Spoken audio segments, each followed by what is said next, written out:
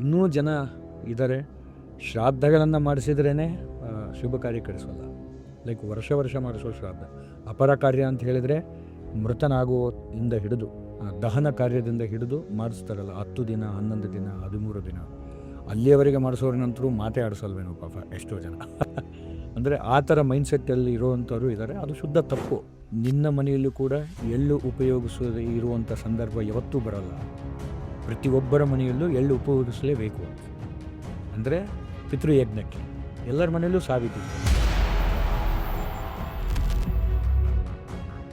ಎಷ್ಟೋ ಜನಕ್ಕೆ ಪುರೋಹಿತರಂದ ಮೇಲೆ ಎಜುಕೇಷನ್ನೇ ಇರಲ್ಲ ಅಂತ ತಿಳ್ಕೊಂಬಿಟ್ಟಿದ್ದಾರೆ ಎಷ್ಟೋ ಜನ. ಲೈಕ್ ಅಂದರೆ ಜಸ್ಟ್ ಈಸ್ ಒಂದು ಮಂಗಳಾರತಿ ಮಾಡ್ತಾರೆ, ಗಂಟೆ ಬಾರಿಸ್ತಾರೆ, ಒಂದು ಜೂಟ ಬಿಟ್ಟಿರ್ತಾರೆ.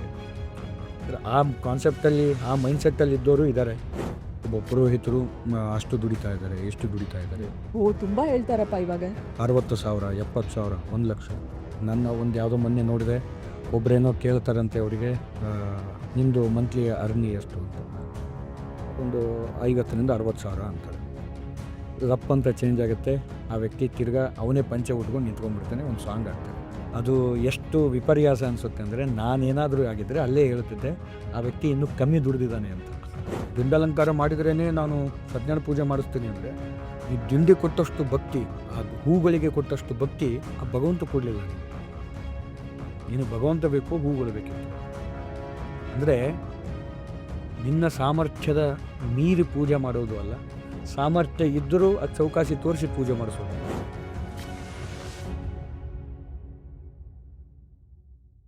Welcome to the Life Grids conversation. Today, our guest is a very young person, very dynamic, and he's a traditionally trained Purohit. The USP of him is he's a very popular personality on Instagram in the name of Mr. Vikprotama. And the best part, I messaged him was after seeing him generating the sacred fire, the Agni, using the Mantana. It was a very kind gesture he accepted for this conversation to explain us the fundamentals and the basics of everything about Purohitam and also about the rituals, how to do and everything. This conversation will have definitely multiple segments. In the first segment, let's understand what is Purohitam means. Welcome, Venkatesh Acharya. I'm so happy and it's a blessing to have you here. Thank you so much. Purohitru. What does this mean, this word? ಎಷ್ಟೋ ಜನಕ್ಕೆ ಪುರೋಹಿತರು ಎನ್ನುವಂಥ ವಾಕ್ಯವೇ ಗೊತ್ತಿರೋದಿಲ್ಲ. ಅಂದರೆ ಒಂದು ಪುರೋಹಿತ ಅಂತಂದರೆ ಅದೊಂದು ವೃತ್ತಿ. ಮನೆಗೆ ಬಂದು ಪೂಜೆ ಮಾಡ್ತಾರೆ, ದೇವಸ್ಥಾನಗಳಲ್ಲಿ ಗಂಟೆ ಬಾರಿಸ್ತಾರೆ, ಮಂಗಳಾರತಿ ಮಾಡ್ತಾರೆ ಅನ್ನೋ ಒಂದು ಮೈಂಡ್ಸೆಟ್ಟಲ್ಲಿ ಇನ್ನೂ ಎಷ್ಟೋ ಜನ ಇದ್ದಾರೆ. ಮದುವೆ, ಮುಂಜಿವಿ ಇತ್ಯಾದಿಗಳನ್ನು ಕಾರ್ಯಗಳನ್ನು ಮಾಡೋರಿಗೆ ಪುರೋಹಿತ ಅಷ್ಟೇ. ಆದರೆ ಎಕ್ಸ್ಪೆಷಲಿ ಪುರೋಹಿತ ಅನ್ನೋ ವಾಕ್ಯದ ಅರ್ಥ ಏನು ಅಂತ ಹೇಳಿದರೆ, ಪುರ ಅಂದರೆ ಒಂದು ಗ್ರಾಮ, ಸಂಸ್ಕೃತ ವಾಕ್ಯ. ಅಂದರೆ ಒಂದು ಗ್ರಾಮಕ್ಕೆ, ಇಡೀ ಒಂದು ಗ್ರಾಮಕ್ಕೆ ಹಿತವನ್ನು ಬಯಸುವಂಥವನಿಗೆ ಪುರೋಹಿತ ಅಂತ ಕರೀತಾರೆ. ಯಾಕಂದರೆ ಇಡೀ ಒಂದು ಗ್ರಾಮದಲ್ಲಿ ಒಂದು ಪುರೋಹಿತರ ಮನೆತನ ಹಿಂದಿನ ಕಾಲದಲ್ಲಿ ಇರ್ತಾಯಿತ್ತು. ಆ ಇಡೀ ಪುರೋಹಿತ ಆ ಗ್ರಾಮಕ್ಕೆ ಹಿತವನ್ನು ಬಯಸ್ತಾ, ಯಾರಿಗೆ ಏನಾದರೂ ಒಂದಿಷ್ಟು ದೋಷಗಳಾಗಿರ್ಬೋದು, ಜಾತಕ ದೋಷಗಳಾಗಿರ್ಬೋದು, ಆ ದೇವಸ್ಥಾನಗಳಲ್ಲಿ ಆದಂಥ, ಆ ಊರಲ್ಲಿರುವಂಥ ದೇವಸ್ಥಾನಗಳಲ್ಲಿ ಏನಾದರೂ ಒಂದಿಷ್ಟು ಧರ್ಮದ ಕಾರ್ಯಗಳಾಗಿರ್ಬೋದು, ಅದರಿಂದ ಜನರಿಗೆ ಆಗುವಂಥ ಉಪಯೋಗಗಳಾಗಿರ್ಬೋದು, ಅದರಿಂದ ಅವನು ಹಿತವನ್ನು ಬಯಸ್ತಾ ಜೀವಿಸ್ತಾ ಇದ್ದಂಥವನಿಗೆ ಪುರೋಹಿತ ಅಂತೇಳಿ ಕರೆಯುವಂಥ ವಾಕ್ಯ. Such beautiful. ಇದು ಪುರೋಹಿತ ಅಂತೇಳಿ. ಆದರೆ ನೀವು ಹೇಳಿದ ಥರ ದೇವಸ್ಥಾನದಲ್ಲಿರೋರು ಅರ್ಚಕರು ಅಂತ ಕರಿತೀವಿ. ಆಮೇಲೆ ಒಂದೊಂದು ಫ್ಯಾಮಿಲಿಗೂ ಒಂದು ಪುರೋಹಿತರು ಅಂತ ಇರ್ತಾರೆ. ಇವಾಗ ನಮ್ಮ ಫ್ಯಾಮಿಲಿ ಅಂದ್ರೆ ಒಬ್ರು ಇರ್ತಾರೆ, ಅವ್ರಿಗೆ ಎಲ್ಲ ಗೊತ್ತಿರುತ್ತೆ, ಅವರೇ ಕೆಲವು ಟೈಮ್ ಫೋನ್ ಮಾಡಿ ಈ ಥರ ಬರ್ತಿದೆ. ಸೊ ಪುರೋಹಿತರಲ್ಲೇ ಡಿಫ್ರೆಂಟ್ ಟೈಪ್ಸ್ ಇದ್ದಾರಾ? ಏನು ಹೆಂಗೆ ಅದು? ಪುರೋಹಿತರಲ್ಲಿ ಖಂಡಿತವಾಗಿ ಭಾಳಷ್ಟು ಡಿಫ್ರೆನ್ಸಿಟಿ ಇದೆ, ಖಂಡಿತ ಇದೆ. ಯಾವ ರೀತಿ ಅಂತ ಹೇಳಿದರೆ, ಫಸ್ಟು ಬರುವಂಥದ್ದೇ ಈ ಮನೆ ಪುರೋಹಿತರು ಅಂತೇಳಿ, ಗೃಹ ಪುರೋಹಿತರು ಅಂತ ಕರೀತಾರೆ. ಅಂದರೆ ಮನೆ ಪುರೋಹಿತರು ಅಂತಂದರೆ ನಮಗೆ ತಿಳಿದೇ ಇರೋ ಎಷ್ಟೋ ವಿಚಾರಗಳು ಅವ್ರಿಗೆ ತಿಳಿದಿರುತ್ತೆ ಅಂತ. ಲೈಕ್ ಫ್ಯಾಮಿಲಿ ಡಾಕ್ಟರ್ ಥರ. ಕರೆಕ್ಟ್. ಯಾವ ರೀತಿ ಅಂದರೆ, ಒಂದು ಮನೆಯಲ್ಲಿ ಆಗುವಂಥ ಶ್ರಾದ್ದ ಕರ್ಮಗಳಾಗಿರ್ಬೋದು, ಆಮೇಲೆ ಇಡೀ ಆ ಮನೆತನದಲ್ಲಿರೋ ಆಗುವಂಥ ಜಾತಕದ ದೋಷಗಳಾಗಿರ್ಬೋದು, ಇಡೀ ಮನೆಯವರದ್ದು ಅದೆಲ್ಲವನ್ನು ಕೂಡ ಅವನು ನಿಭಾಯಿಸ್ತಾ ಇರ್ತಾರೆ. ಅಂದರೆ ಆ ಒಂದು ವ್ಯಕ್ತಿ, ಆ ಪುರೋಹಿತರು ಅದನ್ನು ನಿಭಾಯಿಸ್ತಾ ಇರ್ತಾರೆ. ಇನ್ನೂ ವಿಶೇಷತೆ ಹೇಳಬೇಕು ಅಂದರೆ ಅದರೆಲ್ಲರಿಗಿನ ಅವರ ನಿತ್ಯ ಕರ್ಮಗಳನ್ನು, ಅವರ ಮನೆಯಲ್ಲಿ ನಿತ್ಯ ಕರ್ಮಗಳನ್ನು ಮಾಡುವಂಥವನಿಗೆ ಗೃಹ ಪುರೋಹಿತ, ಮಣಿ ಪುರೋಹಿತ ಅಂತ ಕರೀತಾರೆ. ಓಕೆ. ಆಮೇಲೆ ಏನೇ ಒಂದು ಮಾಡಿದರೂ ಕೂಡ ಆ ಒಂದು ಮನೆ ಪುರೋಹಿತರಿಗೆ ಒಂದು ಆದ್ಯತೆ, ಸ್ಥಾನ, ಮಾನ, ಮರ್ಯಾದೆಯನ್ನು ಕೊಟ್ಟು ಮುಂದಿನ ಕಾರ್ಯಗಳನ್ನು ಮಾಡುವಂಥದ್ದು. ಏನೇ ಮಾಡಿದರೂ ಆ ಮನೆ ಪುರೋಹಿತರಿಗೆ ಬಿಡ್ತಾ ಇರಲಿಲ್ಲ. ಈಗಿನ ಕಾಲಮಾನಕ್ಕೆ ಅದು ಯಾವ ಮಟ್ಟಿಗೆ ಹೋಗಿದೆ ಅಂತಂದರೆ, ಅವರು ಕಮ್ಮಿ ತೊಗೊಂಡ್ರು, ಇವರು ಸ್ವಲ್ಪ ಜಾಸ್ತಿ ತೊಗೊತಾ ಇದ್ದಾರೆ ಅಂದರೆ ಮನೆ ಪುರೋಹಿತರು ಕತ್ತಾಕ್ತಾರೆ, ಬೇರೆಯವ್ರು ಬಂದುಬಿಡ್ತಾರೆ. ಅಂದರೆ ಮನೆ ಪುರೋಹಿತರು ಅಂತಂದರೆ is like A family doctor ಇದ್ದಾಗ. ಅವ್ರಿಗೆ ಎವ್ರಿಥಿಂಗ್ ಗೊತ್ತಿರುತ್ತೆ. ನೀವೇನು ಮಾಡ್ತಾ ಇದ್ದೀರಾ, ಏನು ಬಿಡ್ತಾ ಇದ್ದೀರಾ, ನೀವೇನು ಮಾಡಬೇಕು, ಪ್ರತಿಯೊಂದು ಕೂಡ ಅವನಲ್ಲಿ ಅವರೇ ನಿಮಗೆ ತಿಳಿಸ್ತಾ ಹೋಗ್ತಾ ಇರ್ತಾರೆ. ಅವನಿಗೆ ಮನೆ ಪುರೋಹಿತ ಅಂತ ಕರೀತಾರೆ. ಪ್ರತಿಯೊಂದಕ್ಕೂ ಅವ್ನು ಬರಲೇಬೇಕು, ಅವರು ಇರಬೇಕು ಅಲ್ಲಿ ಆ ಪುರೋಹಿತರು. ಮನೆ ಪುರೋಹಿತರು ಅವ್ರಿಗೂ ಜ್ಯೋತಿಷನೂ ಗೊತ್ತಿರತ್ತಾ? ಗೊತ್ತಿರುತ್ತೆ, ಅಬ್ಸಲ್ಯೂಟ್ಲಿ. ಆ ಜ್ಯೋತಿಷ್ಯ ಎನ್ನುವಂಥ ಭಾಗ ಏನು ಅಂತ ಹೇಳಿದರೆ, ಎಷ್ಟೋ ಜನಕ್ಕೆ ಜ್ಯೋತಿಷ್ಯ ಅನ್ನೋದು ಅದು ಮ್ಯಾಂಡ್ರೇಟ್ರಿ, ಪ್ರತಿಯೊಬ್ಬರು ಕಲೀಲೇಬೇಕಾದಂಥ ಒಂದು ವಿದ್ಯೆ. ಅಂದರೆ ಯಾವ ರೀತಿ ಅಂತ ಹೇಳಿದರೆ, ಇಡೀ ಆ ಜ್ಯೋತಿಷ್ಯ ಭಾಗದಲ್ಲಿ ಹಲವಾರು ರೀತಿಯಾದಂಥ ವಿಧಾನಗಳಿದೆ. ನಾವು ನೋಡಿದ ಹಾಗೆ ಕೌಡೆಶಾಸ್ತ್ರಗಳು ನಿಮಗೆಲ್ಲ ಹೇಳಬೇಕು. ಕೌಡೆಶಾಸ್ತ್ರ ಆಗಿರ್ಬೋದು, ಜಾತಕ ಪರಿಶೀಲನೆ ಆಗಿರ್ಬೋದು, ಅದರಲ್ಲಿ ಈ ಜ್ಯೋತಿಷ್ಯ ಎನ್ನುವಂಥದ್ದು ಒಂದು ನಮಗೆ ಬೇಸಿಕ್ ಬೇಕಾಗಿರುವಂಥದ್ದು ಪಂಚಾಂಗದ ಅಧ್ಯಯನ, ಅದನ್ನು ನೋಡುವಂಥದ್ದು, ಅಥವಾ ಒಂದು ಜಾತಕದ ಪರಿಶೀಲನೆ ಮಾಡುವಂಥದ್ದು. ಇದನ್ನು ಪ್ರತಿಯೊಬ್ಬರು ಕಲಿಯಬೇಕಾಗಿದ್ದು. ಅಂದರೆ ಎಲ್ಲ ಪುರೋಹಿತರಿಗೂ ಆಲ್ಮೋಸ್ಟ್ ಒಂದಿಷ್ಟಾದರೂ ಗೊತ್ತಿರುತ್ತೆ. ಅದನ್ನು ಮೀರಿ ಮತ್ತೆ ನಾವೇನಾದರೂ ಹೆಚ್ಚಿನ ಪ್ರಶ್ನೆಗಳನ್ನು ಹಾಕಬೇಕು ಅಂದಾಗ ಬೇರೆ ಕಡೆ ಹೋಗ್ತಾರೆ. ಅದನ್ನು ಕೂಡ ಆ ಮನೆ ಪುರೋಹಿತರೇ ಗೈಡ್ ಮಾಡ್ತಾರೆ. ರ್ಯಾಂಡಮ್ ಆಗಿ ನಾವು ಎಲ್ಲ ಹೋಗ್ಲಿಕ್ಕೂ ಆಗ್ಲಿಕ್ಕಾಗಲ್ಲ. ಅಂದರೆ ಅಷ್ಟು ಸಾಮರ್ಥ್ಯವನ್ನು, ಅಷ್ಟೂ ತಿಳಿದುಕೊಂಡಂಥವನಿಗೆ ಮನೆ ಪುರೋಹಿತ ಎಲ್ಲವನ್ನೂ ನಿಭಾಯಿಸ್ತಾನೆ. ಯಾವ ರೀತಿ ಅಂದರೆ ಅವರಿಗೂ ತಿಳಿದೇ ಇರುವಂಥ ವಿಚಾರಗಳು ಭಾಳಷ್ಟು ಇರುತ್ತೆ. ಒಬ್ಬ ಮನೆ ಪುರೋಹಿತ ಅಂದ ತಕ್ಷಣ ಎಲ್ಲ ವಿದ್ಯೆಗಳನ್ನು ಕಲ್ತಂಥವ್ರು ಅಂತಲ್ಲ. ಅಂದರೆ ಉದಾಹರಣೆ, ನಮ್ಮ ಅಧ್ಯಯನಗಳಲ್ಲೇ 4 ವೇದಗಳಿದೆ. ಅದರಲ್ಲೇ ಒಂದು ವೇದದ ಅಧ್ಯಯನ ಮಾಡಲಿಕ್ಕೆ ನಮ್ಮ ಜನ್ಮ ಕಳೆದೋಗ್ಬಿಟ್ಟಿರುತ್ತೆ. 4 ವೇದಗಳನ್ನು ಅಧ್ಯಯನ ಮಾಡಲಿಕ್ಕೆ ಆಗಿರೋದಿಲ್ಲ. ಆಮೇಲೆ ಶಾಸ್ತ್ರವನ್ನೇ ಅಧ್ಯಯನ ಮಾಡಿದವರಿದ್ದಾರೆ, ಜ್ಯೋತಿಷ್ಯವನ್ನೇ ಅಧ್ಯಯನ ಮಾಡಿದವರಿದ್ದಾರೆ, ತರ್ಕವನ್ನೇ ಅಧ್ಯಯನ ಮಾಡಿದವರಿದ್ದಾರೆ. ಅಂದರೆ ಇದರಲ್ಲಿ ಯಾವುದಾದ್ರು ಒಬ್ಬ ಪುರೋಹಿತ ಆ ಮನೆಗೆ ಪುರೋಹಿತರು ಆಗಿರ್ತಾರೆ. ಈಗ ಅವ್ರಿಗೆ ಜ್ಯೋತಿಷ್ಯ ಬರೋದಿಲ್ಲ. ಅವಾಗ ಏನು ಮಾಡ್ತಾರೆ ಇವರು, ಇಲ್ಲಿ ಇವ್ರ ಕಡೆ ಹೋಗೋಣ, ಇಲ್ಲಿ ಕೇಳಿಸೋಣ ಅಂತ ಇವರೇ ಅವ್ರ ಕಡೆ ಕರ್ಕೊಂಡು ಹೋಗಿ ಅಂದರೆ ಸಂಪೂರ್ಣ ಜವಾಬ್ದಾರಿಯನ್ನು ತಗೊಂಡಂಥವ್ರಿಗೆ ಮನೆ ಪುರೋಹಿತರು ಅಂತ ಕರೀತಾರೆ. ಇವಾಗ ಗೃಹ ಪುರೋಹಿತರೇ ನಮಗೆ ಗೈಡು ಮಾಡ್ತಾರೆ, ಈ ಪೂಜೆ ಮಾಡಿ, ನಿಮಗೆ ಇದು ಮನೆ ದೇವರು ಅಂದರೆ ಇದನ್ನು ಮಾಡಿ ಅಂತ. ಸೊ ಕಂಪ್ಲೀಟ್ ರೆಸ್ಪಾನ್ಸಿಬಿಲಿಟಿ, ಇವಾಗ ಈ ವ್ರತ ನಿಮಗಿದೆ, ಈ ಪೂಜೆ ನೀವು ಮಾಡಬೇಕು, ಎಲ್ಲ ಅವರೇ ಗೈಡ್ ಮಾಡಬೇಕು ಸಂಪೂರ್ಣ. ಇಟ್ ಈಸ್ ಕಾಲ್ಡ್ ಗೃಹ ಪುರೋಹಿತ. ಓಕೆ. ಈ ರೀತಿ ಇದೆ. ನಾನು ಹೇಳಿದ್ನಲ್ಲ, ಉದಾಹರಣೆ ಇನ್ನೂ ಹೇಳಬೇಕು ಅಂತಂದರೆ, ನಾವು ನೋಡಿದ ಪ್ರಕಾರ, ನಾವು ಇನ್ನೂ ಚಿಕ್ಕವರಿದ್ದಾಗ ನಮ್ಮ ಮನೆಗಳಲ್ಲಿ ಒಂದು ಶ್ರಾದ್ದ ಕರ್ಮಗಳನ್ನು ಆಗಬೇಕಾದ್ರೆ ನಮ್ಮ ಮನೆ ಪುರೋಹಿತರು ನಮಗೆ ತಿಳಿಸೋರು, ನಾಡಿದ್ದು ನಿಮ್ಮ ಮನೆಯಲ್ಲಿ ಶ್ರಾದ್ದ ಇದೆ ಅಂತ ಅವ್ರು ಹೇಳ್ತಿದ್ರು. ಅಂದರೆ ನಮ್ಮ ತಾತನ ಶ್ರಾದ್ದವನ್ನು ನಮ್ಮ ತಂದೆಗೆ ಅವರು ತಿಳಿಸೋರು, ಇವತ್ತಿದೆ ನಿಮ್ಮ ಮನೆಯಲ್ಲಿ ಶ್ರಾದ್ದ ಅಂತ. ಅಂದರೆ ಅಷ್ಟು ಆಳವಾಗಿ ನಮ್ಮ ಮನೆಯನ್ನು ತಿಳ್ಕೊಂಡಿರೋರಿಗೆ ನಾವು ಗೃಹ ಪುರೋಹಿತರು, ಮನೆ ಪುರೋಹಿತರು. ಆ ಗೃಹ ಪುರೋಹಿತರು ಎಷ್ಟು ಫ್ಯಾಮಿಲೀಸ್ಗೆ ಈ ಥರ ಫ್ಯಾಮಿಲಿ ಪುರೋಹಿತರಾಗಿರ್ತಾರೆ? ಅವರ ಸಾಮರ್ಥ್ಯ, ಹೌದಾ, ಅವರು ಎಷ್ಟು ಮನೆಗೆ ಮನೆ ಪುರೋಹಿತರಾಗಿರ್ತಾರೆ ಅವರ ಸಾಮರ್ಥ್ಯದ ಮೇಲೆ ಹೋಗುತ್ತೆ. ಆದರೆ ಲೈಕ್ ಅವರು ಪುರೋಹಿತರು ಆದರೂ ಕೂಡ ಅದಾದಮೇಲೆ ಅದು ಎಷ್ಟೇ ಅವರು ಬೆಳೆದರೂ ಕೂಡ ಆದರೆ ಅವರಿಗಾದಂಥ ಆದ್ಯತೆ ಕೊಡಲೇಬೇಕಾಗುತ್ತೆ. ಅವರಿಗೆ ಆದಂಥ ಒಂದು ಮರ್ಯಾದೆ ಇದ್ದೇ ಇರುತ್ತೆ. ನಾ ಹೇಳಿದ ಹಾಗೆ ಈಗ ಆ ಪುರೋಹಿತರಿಗೆ ಒಂದು ದೊಡ್ಡ ಯಜ್ಞವನ್ನು ಮಾಡುವಷ್ಟು ಸಾಮರ್ಥ್ಯ ಅವ್ರ ಹತ್ರ ಇಲ್ಲ ಅಂತ. ಇದು ಅವ್ರು ಜಸ್ಟ್ ನಿಮ್ಮ ಮನೆಗೆ ಒಂದು ಪುರೋಹಿತರಾಗಿರ್ತಾರೆ. ಲೈಕ್ ಈಸ್ ಗೈಡೆನ್ಸ್ ಒಂದು ಆ ಫೀಲ್ಡಲ್ಲಿ ಇರೋದರಿಂದ, ಲೈಕ್ ಆ ಒಂದು ಪುರೋಹಿತರ ಫೀಲ್ಡಲ್ಲಿರೋದರಿಂದ ನಿಮ್ಮ ನಿತ್ಯ ಕರ್ಮಗಳನ್ನು ಮಾಡಿಕೊಂಡು ನಿಮ್ಮ ಮನೆಯನ್ನು ಸಂರಕ್ಷಣೆ ಮಾಡ್ತಾ ಇರ್ತಾರೆ. ಅವರಿಗೆ ಇನ್ನು ಹೆಚ್ಚಿನ ಒಂದು ಯಜ್ಞ ಯಾಗಾದಿಗಳನ್ನು ಆ ಯಜಮಾನ ಒಂದು ಸಹಸ್ರ ಚಂಡಿ ಯಾಗ ಮಾಡಬೇಕು ಅಂತ ಅನ್ಕೊತಾರೆ. ಆವಾಗ ಅವರಿಗೆ ಅಷ್ಟು ಮಾಡುವಷ್ಟು ಸಾಮರ್ಥ್ಯ ಇರೋದಿಲ್ಲ. ಉದಾಹರಣೆ, ಅವರಲ್ಲಿ ವಿದ್ಯೆ ಇದೆ, ಎಲ್ಲ ಇದೆ, ಬಟ್ ಅವ್ರಿಗೆ ಸ್ವಲ್ಪ ವಯಸ್ಸಾಗಿರುತ್ತೆ ಅಂತ ಅಂದ್ಕೊಳ್ಳಿ. ಅಂಥ ವ್ಯಕ್ತಿ ಏನು ಮಾಡ್ತಾನೆ, ಇನ್ನೊಬ್ಬರಿಗೆ ಗೈಡೆನ್ಸ್ ಕೊಡಿಸುವಂಥವ್ರು ಇವರೇ ಅಂತ, ಇವ್ರ ಹತ್ರ ಹೋಗೋಣ, ಇವ್ರು ಮಾಡಿಕೊಡ್ಬೋದು. ಅಂದರೆ ಈ ಅಷ್ಟು ಸಾಮರ್ಥ್ಯವನ್ನು ತೆಗೆದುಕೊಳ್ಳುವಂಥವ್ರೆ ಆ ಗೃಹ ಪುರೋಹಿತರು ಅಂತ ಕರೀತಾರೆ. ಪ್ರತಿಯೊಂದನ್ನು ಗೈಡೆನ್ಸ್ ಕೊಡುವಂಥವ್ರು ಅವರೇ. ಲೈಕ್ ಅದೇ ಉದ್ದೇಶಕ್ಕೆ ನಾವು ಮುಂಚೆ ಹೇಳಿದ ಹಾಗೆ ಪ್ರತಿಯೊಬ್ಬ ಮನೆಯವರಿಗೂ ಕೂಡ ಒಬ್ಬರು ಗೃಹ ಪುರೋಹಿತರು ಅನ್ನೋದು ಇರಲೇಬೇಕು. ಅದು ಎಷ್ಟು ಇರುತ್ತೋ, ಯಾಕೆ ನಾವು ಈಗಿನ ಕಾಲಮಾನದಲ್ಲಿ ಹೇಗೆ ಫ್ಯಾಮಿಲಿ ಡಾಕ್ಟ್ರನ್ನ ನೇಮಕ ಮಾಡ್ಕೊತೀವೋ, ಇವಾಗ ಗೃಹ ಪುರೋಹಿತರು ಫ್ಯಾಮಿಲಿ ಡಾಕ್ಟರ್ ಕಾನ್ಸೆಪ್ಟ್ ಹೊಟ್ಟೋಗಿದೆ ಹೋಗಿದೆ ಖಂಡಿತ ಹೋಗಿದೆ. ಅಂಡ್ ಫ್ಯಾಮಿಲಿ ಪುರೋಹಿತ್ ಕಾನ್ಸೆಪ್ಟ್ ಹೋಗೇ ಬಿಟ್ಟಿದೆ ಅದು ಸಂಪೂರ್ಣ ಇವಾಗ ಆಪ್ ಅಲ್ಲಿ ನೋಡು, ಅಷ್ಟೇ. ಇ ಕಾಮರ್ಸ್ ಅಲ್ಲಿ ಮಾರ್ಕೆಟ್ ಪ್ಲೇಸ್ ಆಗೋಗಿದೆ. ಅದು ಯಾವ ಮಟ್ಟಿಗೆ ಬಂದಿದೆ ಅಂತ ಹೇಳಿದರೆ, ನಿಮಗೆ ಜಾತಕದಲ್ಲಿ ಮೃತ್ಯುಕಂಟಕ ಇದೆ, ಮೃತ್ಯುಂಜಯ ಹೋಮ ಮಾಡಿಸಿ ಅಂತ ನಾನು ಹೇಳಿದರೆ ಅದನ್ನು ಕೂಡ ಚಾಟ್ ಜಿ ಪಿ ಟಿಲಿ ಕೇಳೋರಿದ್ದಾರೆ. ಅಂದರೆ ಇದರ ಅರ್ಥ ಏನು ಅಂದರೆ, ಪ್ರತಿಯೊಂದು ಅವ್ರಿಗೇನೋ ಶುಗರಲ್ಲಿ ಏನಾದ್ರು ಆಗಿದೆ ಅಂತಂದರೆ ಪ್ರತಿಯೊಂದೂ ಹೇಗೆ ಚಾಟ್ ಜಿ ಪಿ ಟಿಲಿ ಕೇಳ್ತಾರೋ ಎಲ್ಲನೂ ಕಾಂಟ್, ಅದು ಆಗಲ್ಲ, ಅದು ಸಾಧ್ಯವೇ ಇಲ್ಲ. ಯಾಕಂದರೆ ಕೆಲವೊಂದು ಅನುಷ್ಠಾನದ ಬಲದ ಮೇಲೆ ಹೋಗುತ್ತೆ, ಅವರ ವಾಕ್ಚಾತುರ್ಯದ ಮೇಲೆ ಹೋಗುತ್ತೆ. ಅದೇ ರೀತಿ ಇಲ್ಲಿ ಕಾನ್ಸೆಪ್ಟ್ಗಳು ಎಷ್ಟು ಹೋಗುತ್ತೋ ಅಷ್ಟು ನಾವು ಕ್ಷೀಣ ಆಗ್ತಾ ಹೋಗಿವಿ ಅಷ್ಟೇ. We will definitely discuss the chat GPT and Prohita. ಇದು definitely we will have that. But before that ನೀವು ಡಿಫ್ರೆಂಟ್ ಟೈಪ್ಸ್ ಆಫ್ ಪುರೋಹಿತರ ಬಗ್ಗೆ ಹೇಳ್ತಿದ್ರಿ.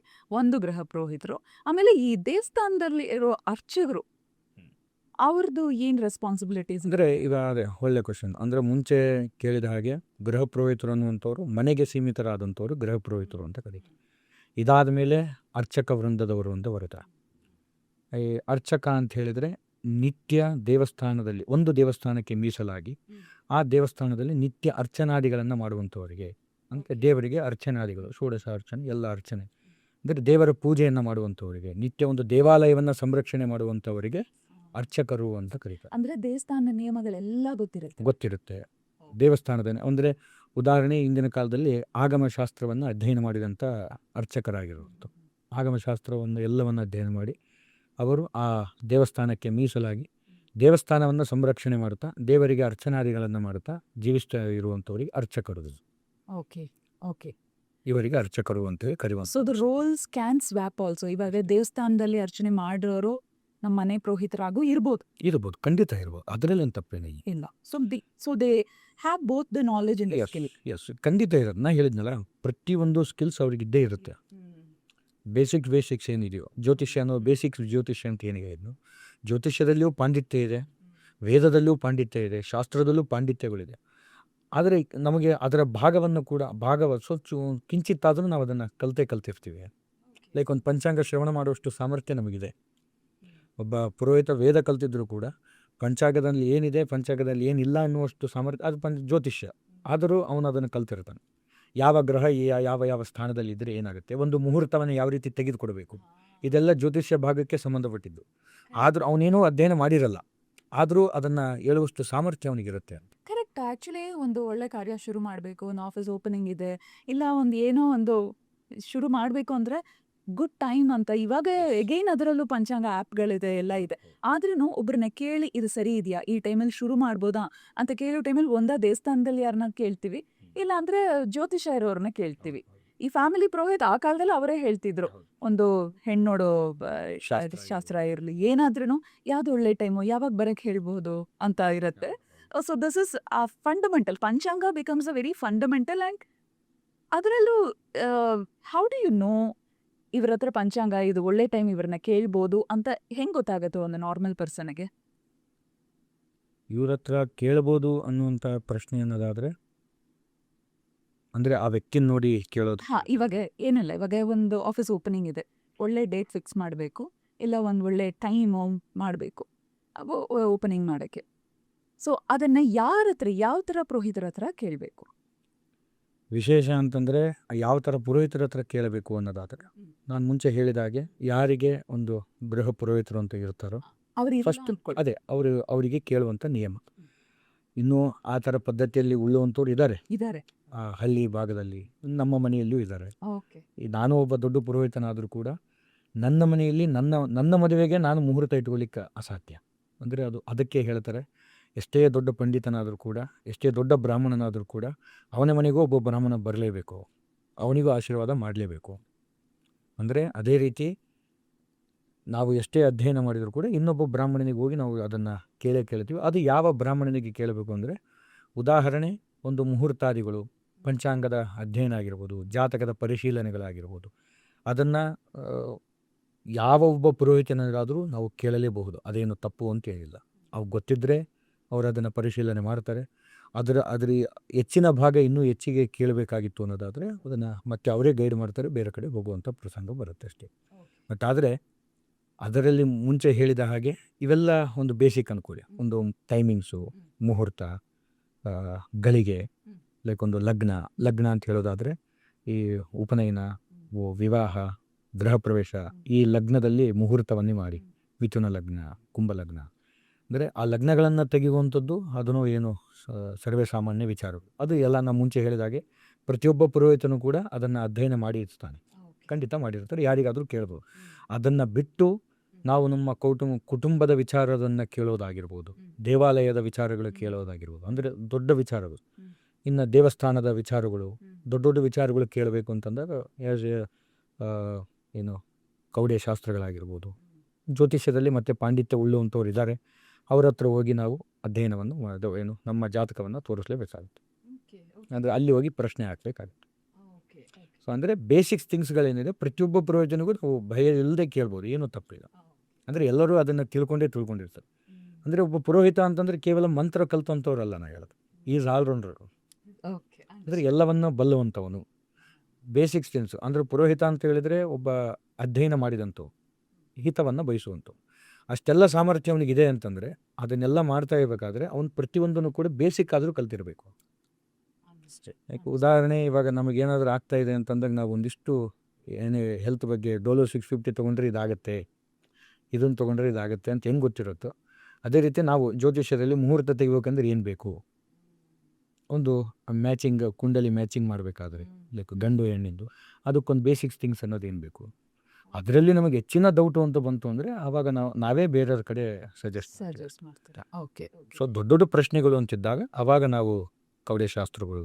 ಇವಾಗ ಸ್ಪೆಷಾಲಿಟಿ ಶುಭ ಕಾರ್ಯಗಳು ಮಾಡೋರು, ಅಶುಭ ಕಾರ್ಯ ಮಾಡೋರು ಅಂತ ಸೆಪರೇಟ್ ಕ್ಯಾಟಗರೀಸ್ ಇದ್ದಾರಾ? ಖಂಡಿತ ಇದ್ದಾರೆ.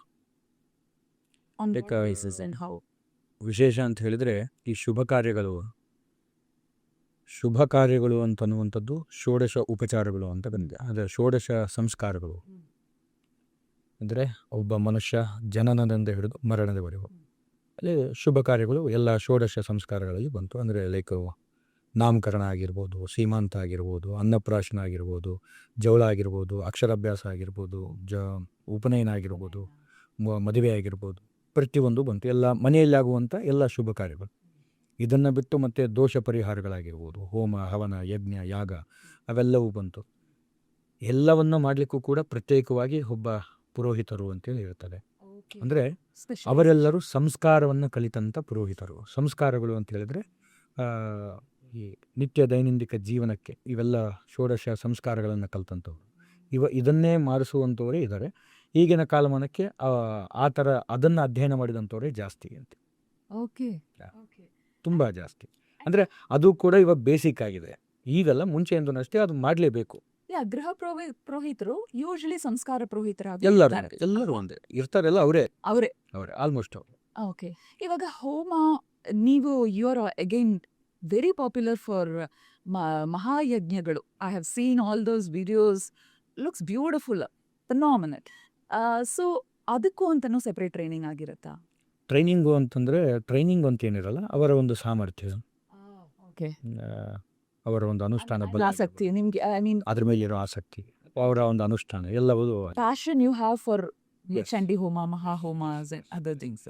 ಅಂದರೆ ಈ ಎಲ್ಲ ಸಂಸ್ಕಾರಗಳನ್ನು ಕಲಿತು ಅದನ್ನು ನಾವು ಉಪಯೋಗಿಸುವಂಥ ರೀತಿ ಅದರ ಮೇಲೂ ಮೀಸಲಾಗುತ್ತೆ. ಆದರೆ ಇದರಲ್ಲಿಯೂ ಹಲವಾರು ವಿಧಾನಗಳು ಇದೆ. ಯಾಕಂದರೆ ಈಗ ಶುಭ ಕಾರ್ಯವನ್ನು ಮಾಡಿಸುವಂಥವರೇ ಬೇರೆ. ಅಂದರೆ ಶುಭ ಕಾರ್ಯ ಅನ್ನುವಂಥದ್ದಲ್ಲ, ಪ್ರತ್ಯೇಕವಾಗಿ ಹೇಳಬೇಕು ಅಂದರೆ ಈಗಿನ ಕಾಲಮಾನಕ್ಕೆ ಯಾವ ಮಟ್ಟಿಗೆ ಆಗಿದೆ ಅಂತಂದರೆ ಶುಭ ಕಾರ್ಯಕ್ಕೆ ಹೋಗುವಂಥವರು ಈ ಪಿತೃ ಯಜ್ಞಾದಿಗಳಿಗೆ ಹೋಗೋದಿಲ್ಲ. ಅಂದರೆ ಅಂದರೆ ಒಬ್ಬ ಮೃತನಾದ ಮೇಲೆ ಮಾಡುವಂಥ ಕಾರ್ಯಗಳಿಗೆ ಅಪರ ಕಾರ್ಯಗಳು ಅಂತ ಕರೀತಾರೆ. ಆ ಒಂದು ಕಾರ್ಯಗಳಿಗೆ ಹೋಗೋದಿಲ್ಲ. ಇನ್ನು ಅಪರ ಕಾರ್ಯಕ್ಕೆ ಹೋಗುವಂಥವ್ರು ಇದಕ್ಕೆ ಹೋಗೋದಿಲ್ಲ. ಅದು ಕಾಲಾನುಗುಣ್ಯನ ಶಿಷ್ಟಾಚಾರವಾಗಿ ಬಂದ್ಬಿಟ್ಟಿದೆ ಅಷ್ಟೆ. ಬಟ್ ಅದು ಶುದ್ಧವಾಗಿ ತಪ್ಪು, ಅದಕ್ಕಿದಕ್ಕೇನು ಸಂಬಂಧ ಇಲ್ಲ. ಅಪರ ಕಾರ್ಯ ಮಾಡುವಂಥವರು ಕೆಲವೊಂದಿಷ್ಟು ನಿಯಮ ನಿಷ್ಠೆಗಳನ್ನು ಮಾಡಲೇಬೇಕಾಗತ್ತೆ. ಬಟ್ ಆದರೆ ಶುಭ ಕಾರ್ಯ ಅನ್ನುವಂಥದ್ದು ಎಲ್ಲಿಂದ ಅಂತ ಹೇಳಿದರೆ ಒಂದು ಜನನದಿಂದ ಹಿಡಿದು ಮರಣದವರೆಗೂ ಅಪರ ಕಾರ್ಯವನ್ನು ಬಿಟ್ಟು ನಿತ್ಯ ಶ್ರಾದ್ದಾದಿಗಳನ್ನು ಕೂಡ ಆ ವ್ಯಕ್ತಿ ಮಾಡಲೇಬೇಕು. ಯಾರು ಶ್ರಾದ್ದಾದಿಗಳನ್ನು ಮಾಡ್ತಾರೋ ಮುಂಚೆ ಹೇಳಿದ ಹಾಗೆ ಅವನಿಗೆ ನಾವು ಮನೆ ಪುರೋಹಿತರು ಅಂತ ಕರೆಯುವಂಥದ್ದು ಅಂತ. ಇವತ್ತದು ಆಗ್ತಿಲ್ಲ. Is it because from the normal people ಕಡೆಯಿಂದನೂ ಶುಭ ಕಾರ್ಯ ಮಾಡೋರನ್ನ ಅದು ಕರಿಬಾರ್ದು ಅಂತ ಅವರೇ ಅಸ್ಯೂಮ್ ಮಾಡ್ಕೊಂಡಿರ್ತಾರೆ. ಅದು ಅಷ್ಟೇ ಪಾಸಿಬಲ್. ಮೆಂಟಲಿ ಇನ್ನೂ ಜನ ಇದ್ದಾರೆ. ಶ್ರಾದ್ದಗಳನ್ನು ಮಾಡಿಸಿದ್ರೇ ಶುಭ ಕಾರ್ಯ ಕಳಿಸೋಲ್ಲ. ಲೈಕ್ ವರ್ಷ ಮಾಡಿಸೋ ಶ್ರಾದ್ದ ಅಪರ ಕಾರ್ಯ ಅಂತ ಹೇಳಿದರೆ ಮೃತನಾಗುವುದಿಂದ ಹಿಡಿದು ದಹನ ಕಾರ್ಯದಿಂದ ಹಿಡಿದು ಮಾಡಿಸ್ತಾರಲ್ಲ, 10 ದಿನ 11 ದಿನ 13 ದಿನ ಅಲ್ಲಿಯವರೆಗೆ ಮಾಡಿಸೋರ ನಂತರ ಮಾತೇ ಆಡಿಸಲ್ವೇನೋ ಪಾಪ ಎಷ್ಟೋ ಜನ. ಅಂದರೆ ಆ ಥರ ಮೈಂಡ್ಸೆಟ್ಟಲ್ಲಿ ಇರೋವಂಥವ್ರು ಇದ್ದಾರೆ. ಅದು ಶುದ್ಧ ತಪ್ಪು. ಆ ಥರ ಎಲ್ಲ ಮಾಡಲಿಕ್ಕೂ ಹೋಗಬಾರ್ದು. ಯಾಕೆಂದರೆ ನಮಗೆ ನಮ್ಮ ಗುರುಗಳು ಹೇಳ್ಕೊಡು, ನಿನ್ನ ಮನೆಯಲ್ಲೂ ಕೂಡ ಎಳ್ಳು ಉಪಯೋಗಿಸೋದು ಇರುವಂಥ ಸಂದರ್ಭ ಯಾವತ್ತೂ ಬರೋಲ್ಲ. ಪ್ರತಿಯೊಬ್ಬರ ಮನೆಯಲ್ಲೂ ಎಳ್ಳು ಉಪಯೋಗಿಸಲೇಬೇಕು. ಅದು ಅಂದರೆ ಪಿತೃಯಜ್ಞಕ್ಕೆ ಎಲ್ಲರ ಮನೆಯಲ್ಲೂ ಸಾವಿದ್ದಿದ್ದೆ ಇದ್ದೇ ಇರುತ್ತೆ. ಅಂದರೆ ನಾಳೆ ನಿನ್ನ ಮನೆಗೆ ಬ್ರಾಹ್ಮಣ ಬರಬೇಕು ಅಂದರೂ ಕೂಡ ನಾನು ಬರಲ್ಲ ಅಂತಂದರೆ ನೀ ಏನು ಮಾಡ್ತೀಯ? ಅಂದರೆ ಶುಭ ಕಾರ್ಯಕ್ಕೆ ನೀನು ಹೋಗ್ತೀಯೋ ಬಿಡ್ತೀಯೋ, ಪಿತೃ ಕಾರ್ಯಗಳಿಗೆ ಒಬ್ಬ ಬ್ರಾಹ್ಮಣನಾದಂಥವನು ಹೋಗಲೇಬೇಕು ಅಂತ. ಶ್ರಾದ್ದ ಕರ್ಮಾದಿಗಳಿಗೆ ಅದನ್ನು ಏನಂತಾರೆ, ಸ್ವಲ್ಪ ಅನುಷ್ಠಾನವನ್ನು ಕಲಿತು ನಿತ್ಯ ಗಾಯತ್ರಿವನ್ನು ಸ್ವಲ್ಪ ದೊಡ್ಡವರಾದ್ಮೇಲೆ ಹೋದರೂ ಒಳ್ಳೆಯದೇ. ಚಿಕ್ಕವರಿದ್ದಾಗಲೂ ಹೋದರೂ ಒಳ್ಳೆಯದೇ, ಅದೇನು ತಪ್ಪು ಅಂತಲ್ಲ. ನಮ್ಮ ಗುರುಗಳೆಲ್ಲ ವಿದ್ಯಾಪೀಠದಲ್ಲಿ ಇದ್ದಾಗಲೇ ಕಳಿಸೋರು ಅದನ್ನು ಮಾಡಿಸುವ ಅಂತೇಳಿ. ಅಂದರೆ ಇಟ್ ಈಸ್ ಬೇಸಿಕ್, ಮಾಡಲೇಬೇಕಾದಂಥ ಕರ್ಮ. Okay, now that you touched Vidyapeetha, ನೀವು ನಿಮ್ಮ education, can you tell us your story, how you became? ಅದೇ ಇನ್ನೂ ಇದು ತುಂಬ ಒಳ್ಳೆ ಕ್ವಶನ್. ಯಾಕೆಂದರೆ ಎಷ್ಟೋ ಜನಕ್ಕೆ ಪುರೋಹಿತರಂದ ಮೇಲೆ ಎಜುಕೇಷನ್ನೇ ಇರಲ್ಲ ಅಂತ ತಿಳ್ಕೊಂಬಿಟ್ಟಿದ್ದಾರೆ ಎಷ್ಟೋ ಜನ. ಲೈಕ್ ಅಂದರೆ ಜಸ್ಟ್ ಒಂದು ಮಂಗಳಾರತಿ ಮಾಡ್ತಾರೆ, ಗಂಟೆ ಬಾರಿಸ್ತಾರೆ, ಒಂದು ಜೂಟ ಬಿಟ್ಟಿರ್ತಾರೆ. ಅಂದರೆ ಆ ಕಾನ್ಸೆಪ್ಟಲ್ಲಿ ಆ ಮೈಂಡ್ಸೆಟ್ಟಲ್ಲಿ ಇದ್ದವರು ಇದ್ದಾರೆ. ಅದು ಎಷ್ಟು ತಪ್ಪು ಅಂತ ಹೇಳಿದರೆ, ಒಬ್ಬ ಪುರೋಹಿತನಾಗಲಿಕ್ಕೆ ಎಷ್ಟು ಶ್ರಮ ವಹಿಸಬೇಕು ಅಂತಂದರೆ, ತನ್ನ ತಂದೆ ತಾಯಿಯನ್ನು ಬಾಲ್ಯದ ವಯಸ್ಸಿನಲ್ಲಿ ಅವನು ಬಿಟ್ಟು ಒಬ್ಬ ಗುರುಕುಲದಲ್ಲಿ ಹೋಗಿ 10ರಿಂದ ಮಿನಿಮಮ್ 10 ವರ್ಷ ಅವನ ಅಧ್ಯಯನವನ್ನು ಮಾಡಿ ತನಗೆ ಬೇಕಾದಂಥ ಆಯ್ಕೆಯನ್ನು ತಾನೇ ಆರಿಸ್ಕೊಂಡು, ಗುರುಗಳು ಅವನಿಗೆ ಒಂದಿಷ್ಟು ಮಾರ್ಗದರ್ಶನವನ್ನು ತೋರಿಸಿ ಅಷ್ಟೂ ವರ್ಷಗಳನ್ನು ಅಧ್ಯಯನ ಮಾಡಿ ಹೊರಗಡೆ ಬಂದ ಮೇಲೆ ಜನ ಇದನ್ನು ಈ ರೀತಿ ತಿಳ್ಕೊತಾರಲ್ಲ, ಅದಕ್ಕಿಂತ ಘೋರ ನಮಗೆ ಆಗುವಂಥ ನೋವು ಇನ್ನೊಂದಾಗಲ್ಲ ಅಂತ. ಅಂದರೆ ಯಾಕೆ ಈ ಮಾತು ಹೇಳ್ತೇನೆ ಅಂತ ಹೇಳಿದರೆ, ಪುರೋಹಿತರು ಅಂತಂದರೆ ಅವರ ಅಧ್ಯಯನ ಯಾವ ಮಟ್ಟಿಗೆ ಘೋರವಾಗಿರುತ್ತೆ ಅಂತಂದರೆ, ಉಪನಯನ ಆಗುವಂಥ ಸಂಸ್ಕಾರ ನಮಗೆಲ್ಲರೂ ಗೊತ್ತೇ ಇರುತ್ತೆ. ಜನಿವಾರ ಹಾಕ್ತಾರೆ, ತಲೆಯನ್ನು ಬಿಟ್ಟು ಶಿಕೆಯನ್ನು ಬಿಡ್ತಾರೆ, ಉಪನಯನ ಆಯಿತು. ಈ ಉಪನಯನ ಮಾಡುವಂಥ ವಯಸ್ಸು ಬಂದು 8, 7, 8, 9 ಈ ವಯಸ್ಸಲ್ಲಿ ಮಾಡ್ತಾರೆ. ಇದಾದ ಮೇಲೆ ಅವನಿಗೆ ಗುರುಕುಲಕ್ಕೆ ಕಳಿಸುವಂಥ ಕಾರ್ಯ ಮಾಡ್ತಾರೆ. ಕೆಲವೊಂದಿಷ್ಟು ಜನಕ್ಕೆ ಆ ವಯಸ್ಸು ಮೀರಿ ಮತ್ತೆ ಮುಂದೆ ಸ್ವಲ್ಪ ದಿನ ಆದಮೇಲೆ ಉಪನಯನ ಆಗುತ್ತೆ. ಉಪನಯನ ಆದ ತಕ್ಷಣ ಅವನಿಗೆ ಗುರುಕುಲಕ್ಕೆ ಬಿಡ್ತಾರೆ. ಬಿಟ್ಟ ಮೇಲೂ ಕೂಡ ಅಲ್ಲಿ ಎಷ್ಟು ಘೋರವಾಗಿ ಅವನಿಗೆ ಸ್ವಲ್ಪ ದಿನದ ಮಟ್ಟಿಗೆ ಅವನಿಗೆ ಎಷ್ಟು ಕ್ರಿಟಿಕಲ್ ಅನಿಸಿರುತ್ತೆ ಅಲ್ಲಿ ಜಾಗ ಅಂತಂದರೆ, ಇಷ್ಟು ವರ್ಷ ಸ್ಕೂಲಲ್ಲಿ ಅಧ್ಯಯನ ಮಾಡಿರ್ತಾನೆ. ಆ ಒಂದು education LKG UKG first standard ಅಂತ ಒಮ್ಮೆಗೆ ಅಲ್ಲಿ ಹೋದ ಮೇಲೆ ಅವನಿಗೆ ಆ ಸಂಧ್ಯಾ ವಂದನೆಗಳು, ನಿತ್ಯ ಕರ್ಮಗಳು, ಬೆಳಗ್ಗೆ 3 ಗಂಟೆ 4 ಗಂಟೆಗೆ ಎದ್ದೇಳೋದು ನರಕ. ಎಷ್ಟೋ ಜನ ಹುಡುಗರು ತಿರ್ಗಾ ಮನೆಗೆ ಬಂದಿದ್ದ ಉದಾಹರಣೆಗಳಿದೆ. ಅಂದರೆ ಸ್ಕೂಲಲ್ಲೇ ಕಲಿತು ಹಾಸ್ಟೆಲಲ್ಲೇ ಇದ್ದು ಇದೇ ಎಜುಕೇಷನ್ ಅಲ್ಲಿ ಸಿಸ್ಟಮ್ ಶುರುವಾದರೂ ಅದೇನಷ್ಟು ನಿಮಗೆ ವೆರೈಟಿ ಅನಿಸಲ್ಲ. ಬಟ್ ಎಕ್ದಮ್ ಆ ವ್ಯಕ್ತಿ ಫುಲ್ಲು ಚೇಂಜ್ ಆಗುವಂತಂದಾಗ ಮಕ್ಕಳಿಗೂ ಕೂಡ ಒಳ್ಳೆ ಇದಾಗುತ್ತೆ ಅಂದ್ಕೊಳ್ಳಿ. ಅದನ್ನೆಲ್ಲ ಮೀರಿಸಿ ಇನ್ನು ಅವರ ಅಧ್ಯಯನದ ಸ್ಥಿತಿ ಯಾವ ರೀತಿಯಾಗಿರುತ್ತಂದರೆ, ಬೆಳಗ್ಗೆ 3 ಗಂಟೆ 4 ಗಂಟೆ ಬ್ರಾಹ್ಮಿ ಮುಹೂರ್ತದಲ್ಲಿ ಎದ್ದೇಳಿಸ್ತಾರೆ. ಎದ್ದು ಅಲ್ಲಿ ಅವರು ನಿತ್ಯ ಕರ್ಮಾದಿಗಳನ್ನೆಲ್ಲ ಮುಗಿಸಿ, ಸ್ನಾನ ಸಂಧ್ಯಾವಂದನೆಗಳನ್ನು ಮುಗಿಸಿ ಪಾಠಕ್ಕೆ ಕೂರಬೇಕು 4 ಗಂಟೆಗೆ. 4ರಿಂದ 6 ಗಂಟೆವರೆಗೂ ಪಾಠ. ಆ ಚಿಕ್ಕ ಮಕ್ಕಳು ಅಂದರೆ 8 years 9 years ಅಲ್ಲೇ. ಅದೇ ಆ ವಯಸ್ಸಲ್ಲೇ ಹೋದರೆ ಒಂದಿಷ್ಟು ಸ್ಪಷ್ಟತೆ ಶುದ್ಧ ಆಗುತ್ತೆ. ಆ್ಯಂಡ್ ಅಮ್ಮ ಅಪ್ಪ ಜೊತೆಲಿಲ್ಲ, ಸಾಧ್ಯನೇ ಇಲ್ಲ. ಏಕಿರ್ತಾರೆ, ಗುರುಕುಲಕ್ಕೆ ಹೋದ್ರು ಅವರು, ಅಲ್ಲೇ ಮುಗೀತು. ಇನ್ನು ನಾವು ಕಲಿತಂಥ ಪಾಠಶಾಲೆ ಬಗ್ಗೆ ವಿಶೇಷವಾಗಿ ಹೇಳಬೇಕು ಅಂದರೆ, ಹಾವೇರಿ ಹತ್ರ ಅಗಡಿ ಅಂತ ಹೇಳಿದೆ, ಅಗಡಿ ಆನಂದವನ ಅಂತೇಳಿ. ಅಲ್ಲಿ ನಮ್ಮ ಗುರುಗಳು ಬಂದು ಶಂಕರ ಭಟ್ಟ ಜೋಶಿ ಅಂತೇಳಿ, ಮತ್ತು ನಮಗೆ ಅನ್ನದಾತರಾಗಿ ಸ್ವಾಮಿಗಳಾಗಿ ಇದ್ದಂಥವರು ಚಿದಂಬರ ಮೂರ್ತಿ ಚಕ್ರವರ್ತಿಗಳು ಅಂತೇಳಿ. ಅವರು ನಮಗೆ ಸಾಕಿದ್ರು. ಅವರ ಒಂದು ಆಶ್ರಮದಲ್ಲಿ ನಾವಿದ್ವಿ. ಇನ್ನು ನಮಗೆ ವಿದ್ಯಾದಾತರಾಗಿ ಶಂಕರ ಭಟ್ಟ ಜೋಶಿ ಇದ್ದರು. ಅಲ್ಲಿಯ ನಿತ್ಯ ಕರ್ಮಗಳು ಯಾವ ರೀತಿ ಇತ್ತು ಅಂತ ಹೇಳಿದರೆ, ಬೆಳಗ್ಗೆ 4 ಗಂಟೆಗೆ 3 ಗಂಟೆಗೆ ಎದ್ದು ನಿತ್ಯ ಕರ್ಮಗಳನ್ನು ಮುಗಿಸಿ ಬೆಳಗ್ಗೆ ಪಾಠ. ಅದಾದಮೇಲೆ ಈ ಉದಾಹರಣೆ ಹೇಳಬೇಕಂದ್ರೆ, ನಿಮಗೆ ಈ ಮೂವೀಸಲ್ಲೆಲ್ಲ ನೋಡ್ತೀವಿ ನಾವು, ಒಂದು ಗುರುಕುಲ, ಆ ಗುರುಗಳ ಸೇವೆ ಮಾಡಿಕೊಂಡು ಅವ್ರು ಏನಂತಾರೋ ಅದನ್ನೆಲ್ಲ ಮಾಡಿಕೊಂಡು ಅದನ್ನು ಮಾಡಿ ಇದನ್ನು ಮಾಡಿ ಎಲ್ಲ ಸೇವೆಯನ್ನು ಮಾಡಿ ಅವರು ಹೇಳ್ಕೊಟ್ಟ ವಿದ್ಯೆಯನ್ನು ಕಲಿತು ಅವರು ಹಾಕಿದಂಥ ಪ್ರಸಾದವನ್ನು ಸ್ವೀಕರಿಸ್ತಾ ನಾವು ಜೀವಿಸ್ತಾ ಇದ್ವಿ. ಅದೇ ಸಿಸ್ಟಮಲ್ಲೇ ನಮ್ಮ ಗುರುಕುಲವು ಕೂಡ ಇತ್ತು. ಅದು ವೇದ ಪಾಠಶಾಲೆ, ಅಗಡಿ ಆನಂದವನ ಪಾಠಶಾಲೆ. ಬೆಳಗ್ಗೆ ಎದ್ದ ಮೇಲೆ ನಮ್ಮದೆಲ್ಲ ಪಾಠಗಳನ್ನು ಮುಗಿಸಿ 6:30-7 ಗಂಟೆಗೆ ಮತ್ತೆ ಎದ್ದು ಮಠವನ್ನೆಲ್ಲ ಸ್ವಚ್ಛ ಮಾಡಿ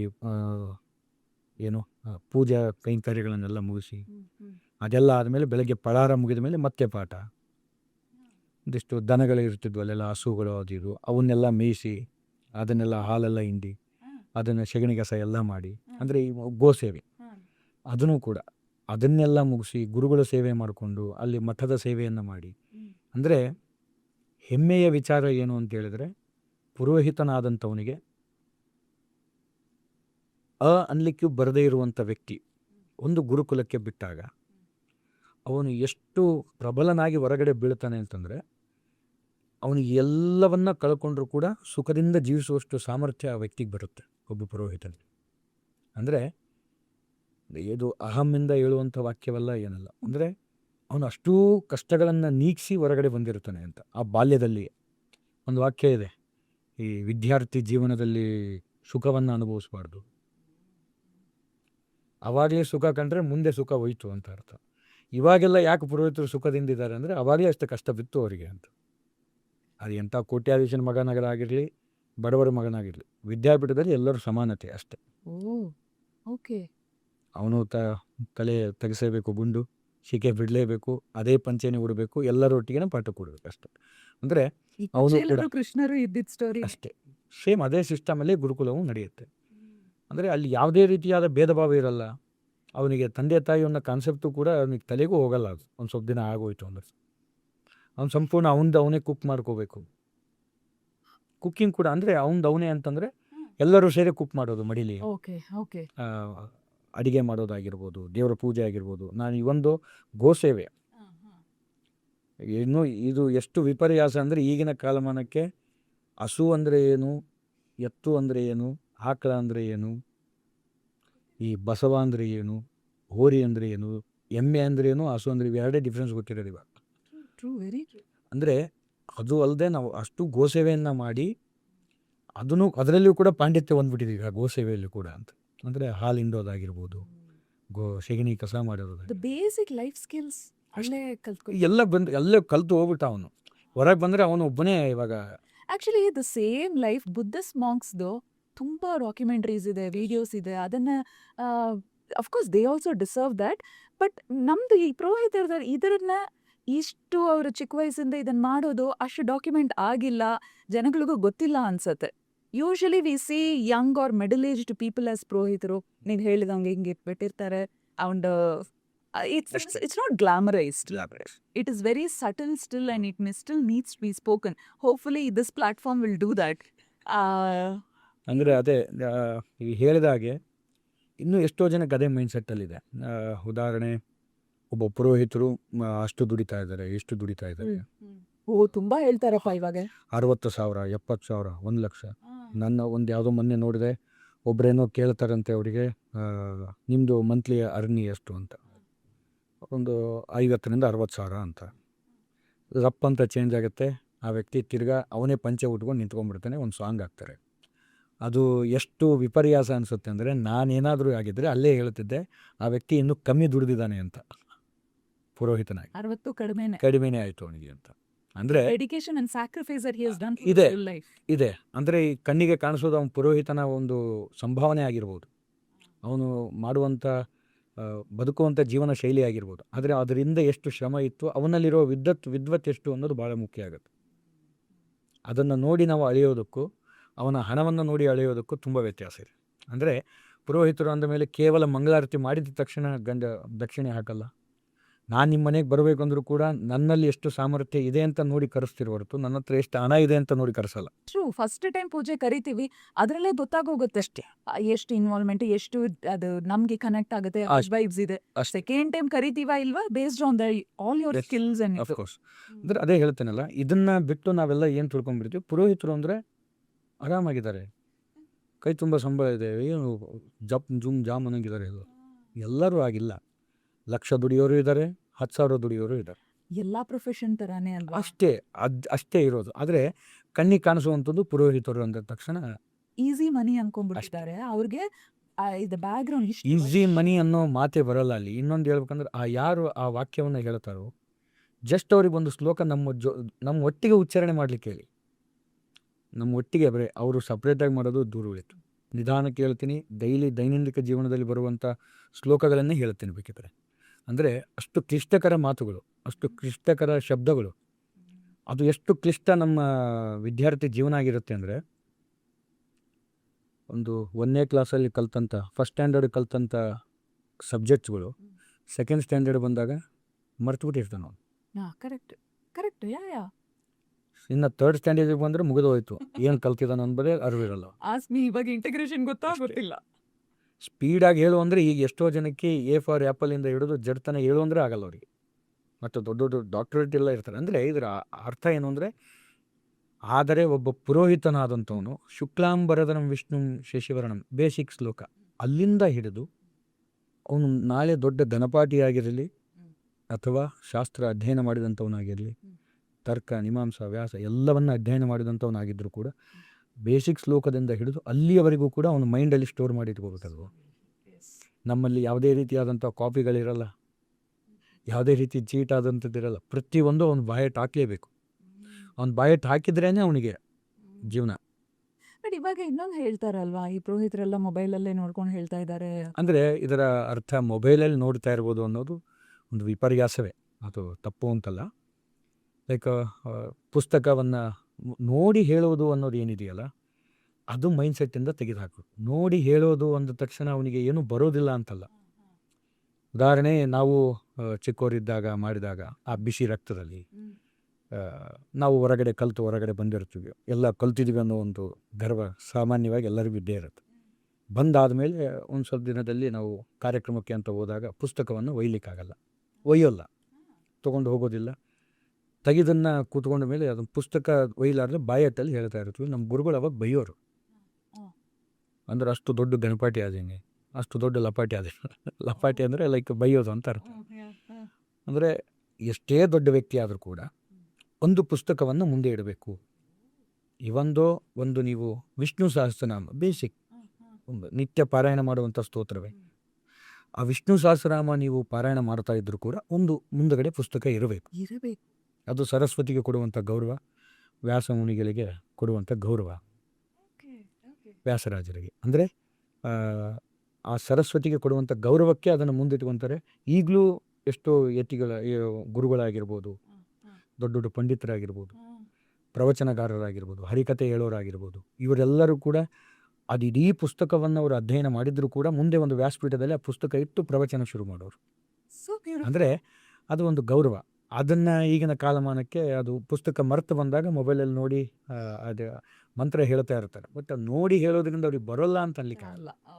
ಯಾಕಂದರೆ ಇಮಿಡಿಯೇಟ್ಲಿ ಅದೇ ಮಂತ್ರವನ್ನು ನೀವು ಹೇಳ್ತೇನೆ ಅಂತ ನಿಮಗೂ ಆಗಲ್ಲ ಅಷ್ಟು ಸ್ಪೀಡಾಗಿ. ಮೊಬೈಲ್ ಕೊಡ್ತೀನಿ, ರೀಡ್ ಮಾಡಿಬಿಡಿ ನೋಡೋಣ. ಅಂದರೆ ಅವನಿಗೆ ಬರುತ್ತೆ. ಅಲ್ಲಿ ಶಬ್ದದ ಉಚ್ಚಾರಣೆ ತಪ್ಪಾಗಬಾರ್ದು ಅನ್ನೋ ಉದ್ದೇಶಕ್ಕೆ ನೋಡಿ ಹೇಳ್ತಾರೆ. ಆಲ್ರೆಡಿ ಈ ಪ್ರಾಕ್ಟೀಸ್ ಆಗೋಗ್ಬಿಡುತ್ತೆ ಅವನಿಗೆ. ಆಲ್ರೆಡಿ ಅಧ್ಯಯನ ಮಾಡಿರ್ತಾನೆ. ಆದರೂ ಕೂಡ ಒಂದು ಸಲ ರೀಚೆಕ್ ನೋಡಿ ಹೇಳೋದ್ರಿಂದ ತಪ್ಪಾಗಲ್ಲ ಅನ್ನೋ ಉದ್ದೇಶದಿಂದ ನೋಡ್ತಾ ಇದ್ದಾನೆ ಹೊರತು ಅಲ್ಲಿ ಮೊಬೈಲ್ ನೋಡಿ ಯೂಸ್ ಮಾಡಿ ಅವನಿಗೆ ಬರ್ತಾ ಇದ್ರೆ ಮುಗಿದೋಯ್ತಲ್ಲ, ಇನ್ನೇನು ಮೊಬೈಲು.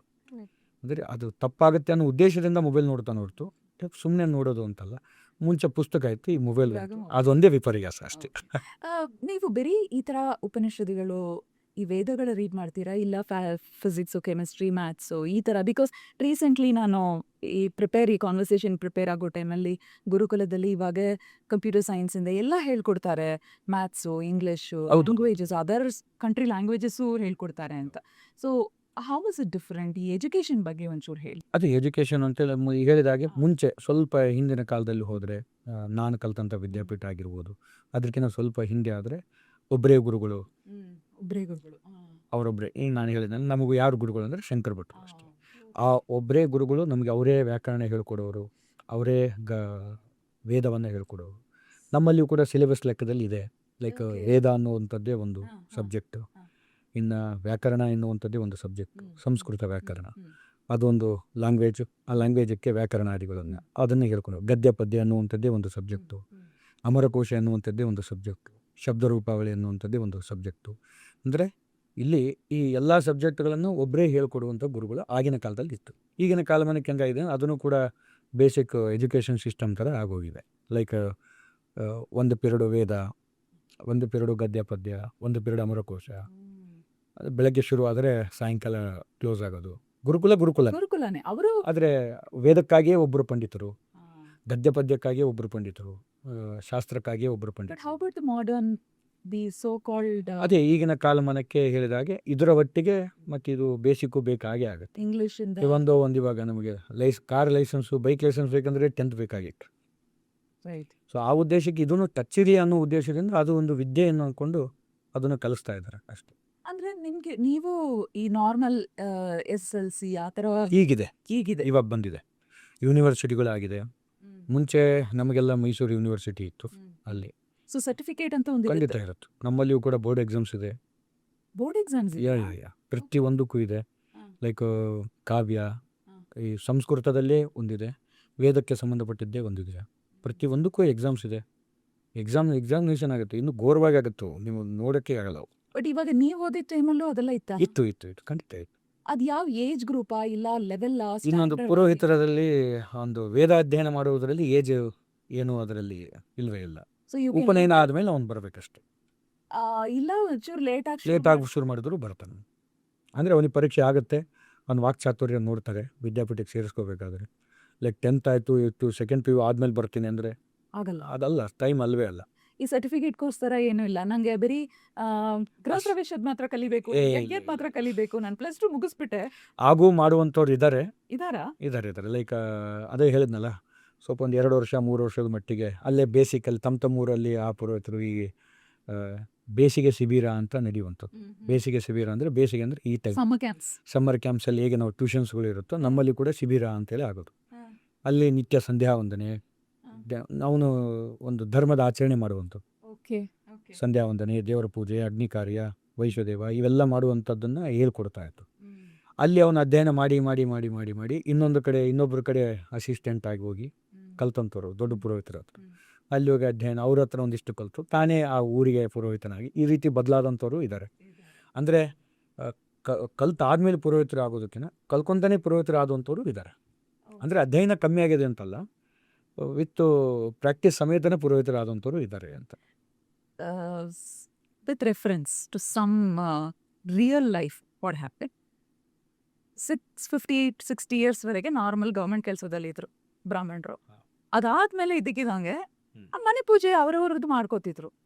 ಆಫ್ಟರ್ ರಿಟೈರ್ಮೆಂಟ್ ಏನ್ ಮಾಡೋದು ಗೊತ್ತಿಲ್ಲ, ದೇ ಮೂವ್ಡ್ ಇಂಟು ಪುರೋಹಿತರ. ಎಸ್, ಅಷ್ಟು ತುಂಬಾ ಜನ ಇದ್ದಾರೆ ಆ ಥರ. How does this happen and on what basis do they become? Because they are not trained like you. ನೀವು 7 ಅವರು ನಾರ್ಮಲ್ ಅಂದರೆ ಅದು ಬೇಸಿಕಲ್ಲಿ ಕಲ್ತಿರಲ್ಲ ಅವರು, ಅಂದರೆ ಚಿಕ್ಕ ವಯಸ್ಸಿಂದ. ಅದರಲ್ಲಿಯೂ ಆ ಥರ ಪುರೋಹಿತರುಗಳು ತುಂಬ ಜನ ಇದ್ದಾರೆ. ಆದರೆ ದುಡಿಯುವಂಥ ಛಲ, ಅವ್ರು ಎಷ್ಟು ಧರ್ಮದ ಆಚರಣೆಯಲ್ಲಿ ಬಂದಿದ್ದೀರ ಅನ್ನೋದು ಭಾಳ ಇಂಪಾರ್ಟೆಂಟ್ ಆಗುತ್ತೆ. ಯಾಕಂದರೆ ಅಷ್ಟು ವರ್ಷಗಳು ಕೂಡ ಅವರು ಧರ್ಮವನ್ನು ಬಿಟ್ಟಿರೋದಿಲ್ಲ. ಏನೂ ಮಾಡಿದ್ರೆ ಒಮ್ಮಿಗ್ಲೇ ಬರ್ತಾರಲ್ಲ, ಇಟ್ ಈಸ್ ರಾಂಗ್ ಸೀರಿಯಸ್ಲಿ. ಅಲ್ಲಿ ಆಗೋದೇ ಇಲ್ಲ ನಿಮ್ಗೆ ಆ ಥರ ಬರ್ತೀನಂದರೆ. ಅದು ಹೇಳಿದ್ನಲ್ಲ ಮುಂಚೆ ಹೇಳಿದಾಗ, ಸುಲಭವಾದ ಮಾತಲ್ಲ ಪುರೋಹಿತ. ಸುಮ್ಮನೆ ಬಂದೆ ಮಂಗಳಾರತಿ ಮಾಡಿದೆ ಅನ್ನೋ ಕೆಲಸವೇ ಅಲ್ಲ. ಒಂದು ದಿವಸ ನನ್ನ ಜೊತೆಗೆ ಬಂದರೆ ಅದರದ್ದು ಸಾಮರ್ಥ್ಯ, ಅದರದ್ದು ಒಂದು ಕಷ್ಟ, ಪೌರೋಹಿತ್ಯ ಅನ್ನೋದು ಯಾವ ರೀತಿ ಇರುತ್ತೆ. ಕಣ್ಣಿಗೆ ಕಾಣಿಸೋದು ಅಲಂಕಾರ ಆದಮೇಲೆ ನಾವು ಹೇಳೋ ಮಂತ್ರಗಳು ಮಾತ್ರ. ಅದಕ್ಕಿಂತ ಮುಂಚೆ ಪೂರ್ವ ತಯಾರಿಗಳಾಗಿರ್ಬೋದು, ಅದನ್ನು ಎಷ್ಟು ಅಲ್ಲೇ ಸುಲಭದ ಮಾತುಗಳಲ್ಲ. ಅದನ್ನೆಲ್ಲ ಮಾಡಬೇಕು ಅಂತಂದರೆ ನೀವು ಹೇಳಿದಾಗ ಒಂದು ರಿಟೈರ್ಮೆಂಟ್ ಆದ ತಕ್ಷಣ ಇವನ ಕಡೆ ಮೂವ್ ಆಗ್ತಾನಂದರೆ ಕಂಪ್ಲೀಟಾಗಿ ರಿಟೈರ್ಮೆಂಟ್ ಆದಮೇಲೆ ಮೂವ್ ಆದರು. ಆದರೆ ಮುಂಚೆಯಿಂದನೂ ಅದರಲ್ಲಿ ಅವರು ಪಳಗಿದ್ರು. ಓಕೆ, ಲೈಕ್ ಬೇಸಿಕ್ಸ್ ಥಿಂಗ್ಸ್ ಅವ್ರು ಕಲ್ತು ಹೋಗಿರ್ತಾರೆ. ಪ್ರಾಬಬ್ಲಿ ಅಸಿಸ್ಟೆಂಟ್ ಆಗಿ ಹೋಗಿರ್ಬೋದು, ಅವ್ರು ಹೋಗಿರ್ಬೇಕು. ಈಗ ಉದಾಹರಣೆ, ಇವಾಗ ನಮ್ಮ ತಂದೆಯವರೇ ಅವರು ಕೂಡ KSRTCಲಿ ಇದ್ದರು. ಅವರು ಸಂಪೂರ್ಣವಾಗಿ ಅಲ್ಲೇ 60 years ತನೂ ಅಲ್ಲೇ ಮಾಡಿದರು. ಅದಾದಮೇಲೆ ಇವಾಗ ಅವರು ನಮ್ಮೊಟ್ಟಿಗೆ, ನಮ್ಮ ಸ್ನೇಹಿತರೊಟ್ಟಿಗೆ, ಎಲ್ಲರೊಟ್ಟಿಗೆ ಪುರೋಹಿತಕ್ಕೆ ಅವ್ರು ಇವಾಗ ಹೋಗ್ತಾ ಇದ್ದಾರೆ. ಮನೇಲಿ ಕೂತು ನಾನು ಬೇಜಾರಾಗ್ತದೆ, ಒಂದಿಷ್ಟು ದೇವ್ರ ಕಾರ್ಯ ನಾನು ಮಾಡ್ತೀನಿ, ಆ ಹಣಕಾಸು ಅದೇ ನನಗೇನು ಸಂಬಂಧ, ವಯಸ್ಸಾಗಿದೆ ಎಲ್ಲ ಆಗಿದೆ, ಆ ಥರ ಹೋಗೋರು ಇದ್ದಾರೆ. ಅವಾಗ ಅವರು ಹೇಗೆಂದರೆ ಒಮ್ಮಿಗ್ಲೇ ರಿಟೈರ್ಮೆಂಟ್ ಆದ ತಕ್ಷಣವೇ ಈ ಕಡೆಗೆ ಇಳಿಲಿಕ್ಕೆ ಅವರಿಗೂ ಆಗಲ್ಲ. ಏನೂ ಗೊತ್ತಿಲ್ಲದೆ ಇರೋ ಮ್ಯಾಟ್ರಲ್ಲಿ ನಿಮ್ಮನ್ನೇ ನಾನು ಕಲಿಸಿದರೆ ನೀವು ಅಲ್ಲಿ ಕೆಲಸ ಮಾಡಲಿಕ್ಕಾಗತ್ತಾ? ವೆರಿ ಡಿಫಿಕಲ್ಟ್ ಅಷ್ಟೇ. ಅಂದರೆ ಮುಂಚೆಯಿಂದನೂ ಅವರು ಮಾಡ್ತಾ ಮಾಡ್ತಾ ಮಾಡ್ತಾ ಬಂದು ಅದ್ರ ಬಗ್ಗೆ ತಿಳ್ಕೊಂಡು ಇವಾಗ ಸಂಪೂರ್ಣವಾಗಿ ಇದ್ರೊಳಗಡೆ ಇಳಿದ್ರು ಅಷ್ಟೇ. This is very ಬಟ್ ಆದರೆ ಅವ್ರು ಏನು ಮಾಡೋಷ್ಟು ಸಾಮರ್ಥ್ಯ ಇರುತ್ತಂದ್ರೆ ಕೇವಲ ಅಸಿಸ್ಟೆಂಟ್ ಆಗಿ assistant. ಅಷ್ಟೇ. A lead ಆಗಿ ಕಂಪ್ಲೀಟ್ ನೋ ನೋ ನೋ ಅದು ಸಾಧ್ಯವೇ ಇಲ್ಲ. ಯಾಕಂದರೆ ಆ ವ್ಯಕ್ತಿಗೆ ಕೇವಲ ಒಂದಿಷ್ಟು ತಯಾರಿ ಮಾಡಿಕೊಡೋದು, ರೆಡಿ ಮಾಡಿಕೊಡೋದಾಗಿರ್ಬೋದು, ಅದೆಲ್ಲ. ಅವರಿಗೆ ಪುರೋಹಿತರಿಗೆ ಸಹಾಯ ಮಾಡೋದಾಗಿರ್ಬೋದು, ಅದು ಕೂಡ ದೊಡ್ಡ ಒಂದು ಕಾರ್ಯವೇ ಕಾರ್ಯಕ್ರಮದಲ್ಲಿ. ಆ ರೀತಿಯಾದಂಥ ಕಾರ್ಯಗಳಲ್ಲಿ ಅವರು ತೊಡಗ್ತಾರೆ ಹೊರತು ದೊಡ್ಡದಾಗಿ ಅವರೇ ಒಂದು ಅಧ್ವರ್ಯವನ್ನು ವಹಿಸ್ಕೊಂಡು ಮಾಡಲಿಕ್ಕೆ ಸಾಮರ್ಥ್ಯ ಅವರಲ್ಲಿ ಇರೋದಿಲ್ಲ. ಅವರು ಅಲ್ಲಿಗೆ ಅಷ್ಟು ಹೋಗೋದಿಲ್ಲ, ಆಗೋದೇ ಇಲ್ಲ. ಅವರೇ ಹೇಳ್ತಾರೆ ಪಾಪ ಯಾರಾದರೂ ರಿಟೈರ್ಮೆಂಟ್ ಆಗಿ ಬಂದು ಅಂತವ್ರು.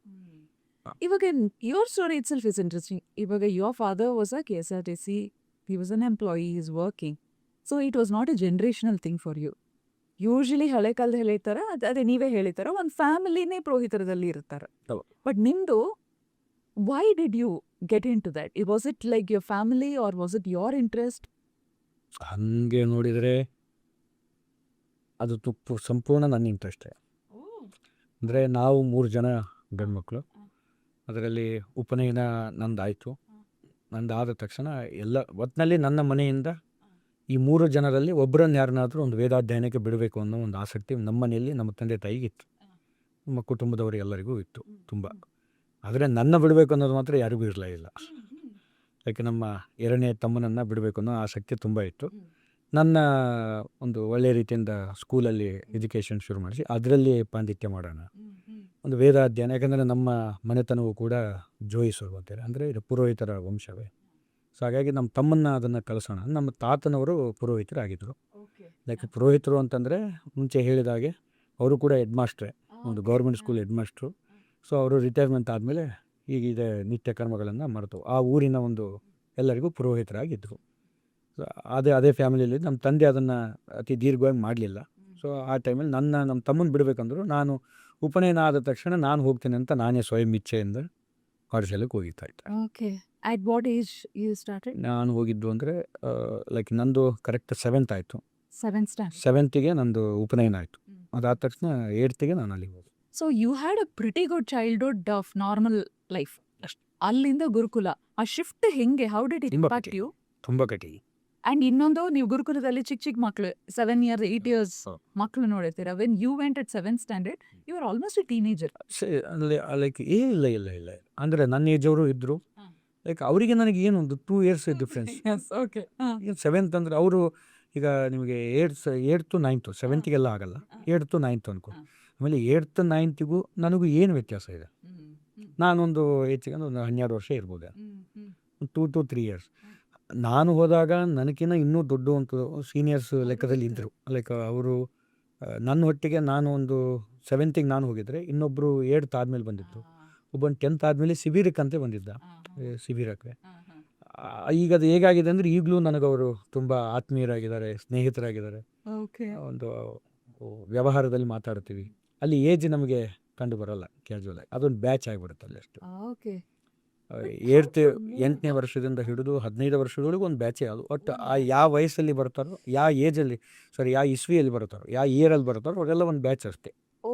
ಅಲ್ಲಿ ಏಜ್ ಸಂಬಂಧನೇ ಬರಲ್ಲ ಅಷ್ಟೇ. ಆ ಬ್ಯಾಚ್ ಅಲ್ಲಿ 7 year old ಇರ್ಬೋದು, 10 year ಇರ್ಬೋದು, 15 year ಇರ್ಬೋದು ಅಷ್ಟೇ. ದೇ ಬಿಕಮ್ ಅ ಬ್ಯಾಚ್ ಅಷ್ಟೇ. ಇವಾಗ ನೆಕ್ಸ್ಟ್ ಇಯರ್ ಅದು ಪ್ರಮೋಷನ್ ಅಂದ್ರೆ ಆ ಥರ ಎಲ್ಲ ಏನಾದಿದೆಯಾ ಗುರುಕುಲದಲ್ಲಿ? ಪ್ರಮೋಷನ್ ಅಂತೇನಿಲ್ಲ, ನಿಮ್ಮ ಅಧ್ಯಯನದ ಸಾಮರ್ಥ್ಯದ ಮೇಲೆ. ನೀವಾಗ ನೀವು ಬೇಗ ವೇದ ಋಗ್ವೇದ ಅಲ್ಲಿ ಯಾವ್ದಾದೊಂದು ಅದು ಸಿಲೆಬಸ್ ತರ ಏನಾದಿದ್ರೆ ಯು ಕ್ಯಾನ್ ಕೀಪ್ ಮೂವಿಂಗ್ ಅಷ್ಟೇ ಹೋಗ್ತಾ ಇರ್ತೀರ. You don't have to wait for your batchmates. ಅದಕ್ಕೆ ಅಲ್ಲಿ ಶುರು ಆಗ್ತಾ ಹೋಗ್ತಾ ಇರುತ್ತೆ. ಓಕೆ. ಲೈಕ್ ನಿಮ್ಮ ಸಾಮರ್ಥ್ಯ ಜಾಸ್ತಿ ಇತ್ತು ಅಂದರೆ ನೀವು ಅದನ್ನು ಹೆಚ್ಚಿನ ಅಧ್ಯಯನ ಮಾಡ್ತಾ ಹೋಗ್ತೀರಾ. ಅವ್ರ ಜೊತೆಗೂ ಪಾಠಕ್ಕೆ ನಿಮ್ಮ ಗುರುಗಳು ಕೂಡಿಸ್ತಾರೆ, ನಮ್ಮ ಗುರುಗಳು ಸೀನಿಯರ್ ಜೊತೆಗೂ ಕೂಡಿಸ್ತಾರೆ. This is a beautiful way of system. ನಿಮ್ಮ ಸಾಮರ್ಥ್ಯದ ಮೇಲೆ ಹೋಗುತ್ತೆ. ಅದು ನಮ್ಮ ಗುರುಕುಲದಲ್ಲಿ ಈಗಿನ ಕಾಲಮಾನಕ್ಕೆ ಸೇಮ್ ಎಜುಕೇಷನ್ ಸಿಸ್ಟಮ್ ಥರ ಎಷ್ಟೋ ವಿದ್ಯಾಪೀಠಗಳು ಇದೆ. ಯಾಕಂದರೆ ಒನ್ ಇಯರ್ ಆದಮೇಲೆ ಮತ್ತೆ ಅವರಿಗೆ ಎಕ್ಸಾಮಿನೇಷನ್, ಅದರಲ್ಲಿ ಪಾಸ್ ಆದರೆ ಸೆಕೆಂಡ್ ಇಯರು, ಈ ಥರನೂ ಇದೆ. ಮತ್ತು ನಮ್ಮ ಗುರುಕುಲಗಳು ಆ ಥರ ಒಂದು ಕ್ರಮದಲ್ಲಿ ಇತ್ತು. Okay. So what all you learn to be today's Venkateshacharya? ನಮ್ಮದು ಆ್ಯಕ್ಚುಲಿ ಅಧ್ಯಯನ ಬಂದು ಯಜುರ್ವೇದದಲ್ಲಿ ಶುಕ್ಲ ಯಜುರ್ವೇದ ಅಂತ. ಓಕೆ. ಅದು ಯಜುರ್ವೇದದಲ್ಲಿ 2 ಕ್ರಮ, ಒಂದು ಕೃಷ್ಣ ಯಜುರ್ವೇದ, ಇನ್ನೊಂದು ಶುಕ್ಲ ಯಜುರ್ವೇದ. ಅದರಲ್ಲಿ ನಮ್ಮದು ಶುಕ್ಲಯಜುರ್ವೇದ, Okay. ಶುಕ್ಲಯಜುರ್ವೇದ ಕಾನ್ವಶಾಖ ಅಂತ. ಆ ಶುಕ್ಲಯಜುರ್ವೇದವನ್ನು ಅಧ್ಯಯನ ಮಾಡಿದ್ದೇವೆ. ಅದೊಂದು ಮತ್ತು ಜ್ಯೋತಿಷ್ಯ ಭಾಗವನ್ನು ಒಂದಿಷ್ಟು ಅಧ್ಯಯನ ಮಾಡಿದ್ದೆ. ಈ 2 ಭಾಗ ಆಗಿದೆ. ಓ ಬ್ಯೂಟಿಫುಲ್. ನೀವು ಹೇಳಿದ ವೇದಾಧ್ಯಯನವೇ ಮೂಲ. ಮೂಲ ಕುಲ. ಅದು ಅದರಲ್ಲಿ ಏನೆಲ್ಲ ಬರುತ್ತೆ ಈ ಹೋಮ ಮಾಡೋದ್ರಿಂದ? ಅವೆಲ್ಲ ಸಂಸ್ಕಾರಗಳು ಮುಂಚೆ ಹೇಳಿದ ಹಾಗೆ ಎಲ್ಲ ಪ್ರತಿಯೊಂದು ಕೂಡ ಅದರಲ್ಲಿ ಬಂದು ಹೋಗುತ್ತೆ. Okay, interesting. ನೀವು ಹೇಳಿದ ಥರ like that memory skill and is very important. ತುಂಬ. How do you train for that? ಅದಕ್ಕೆ ಮೂಲವೇ ಗಾಯತ್ರಿ ಜಪ. ಓಕೆ. ಅಂದರೆ ಗಾಯತ್ರಿ ಮಂತ್ರ ನಮಗೆಲ್ಲರಿಗೂ ಗೊತ್ತಿರುವಂಥದ್ದೇ.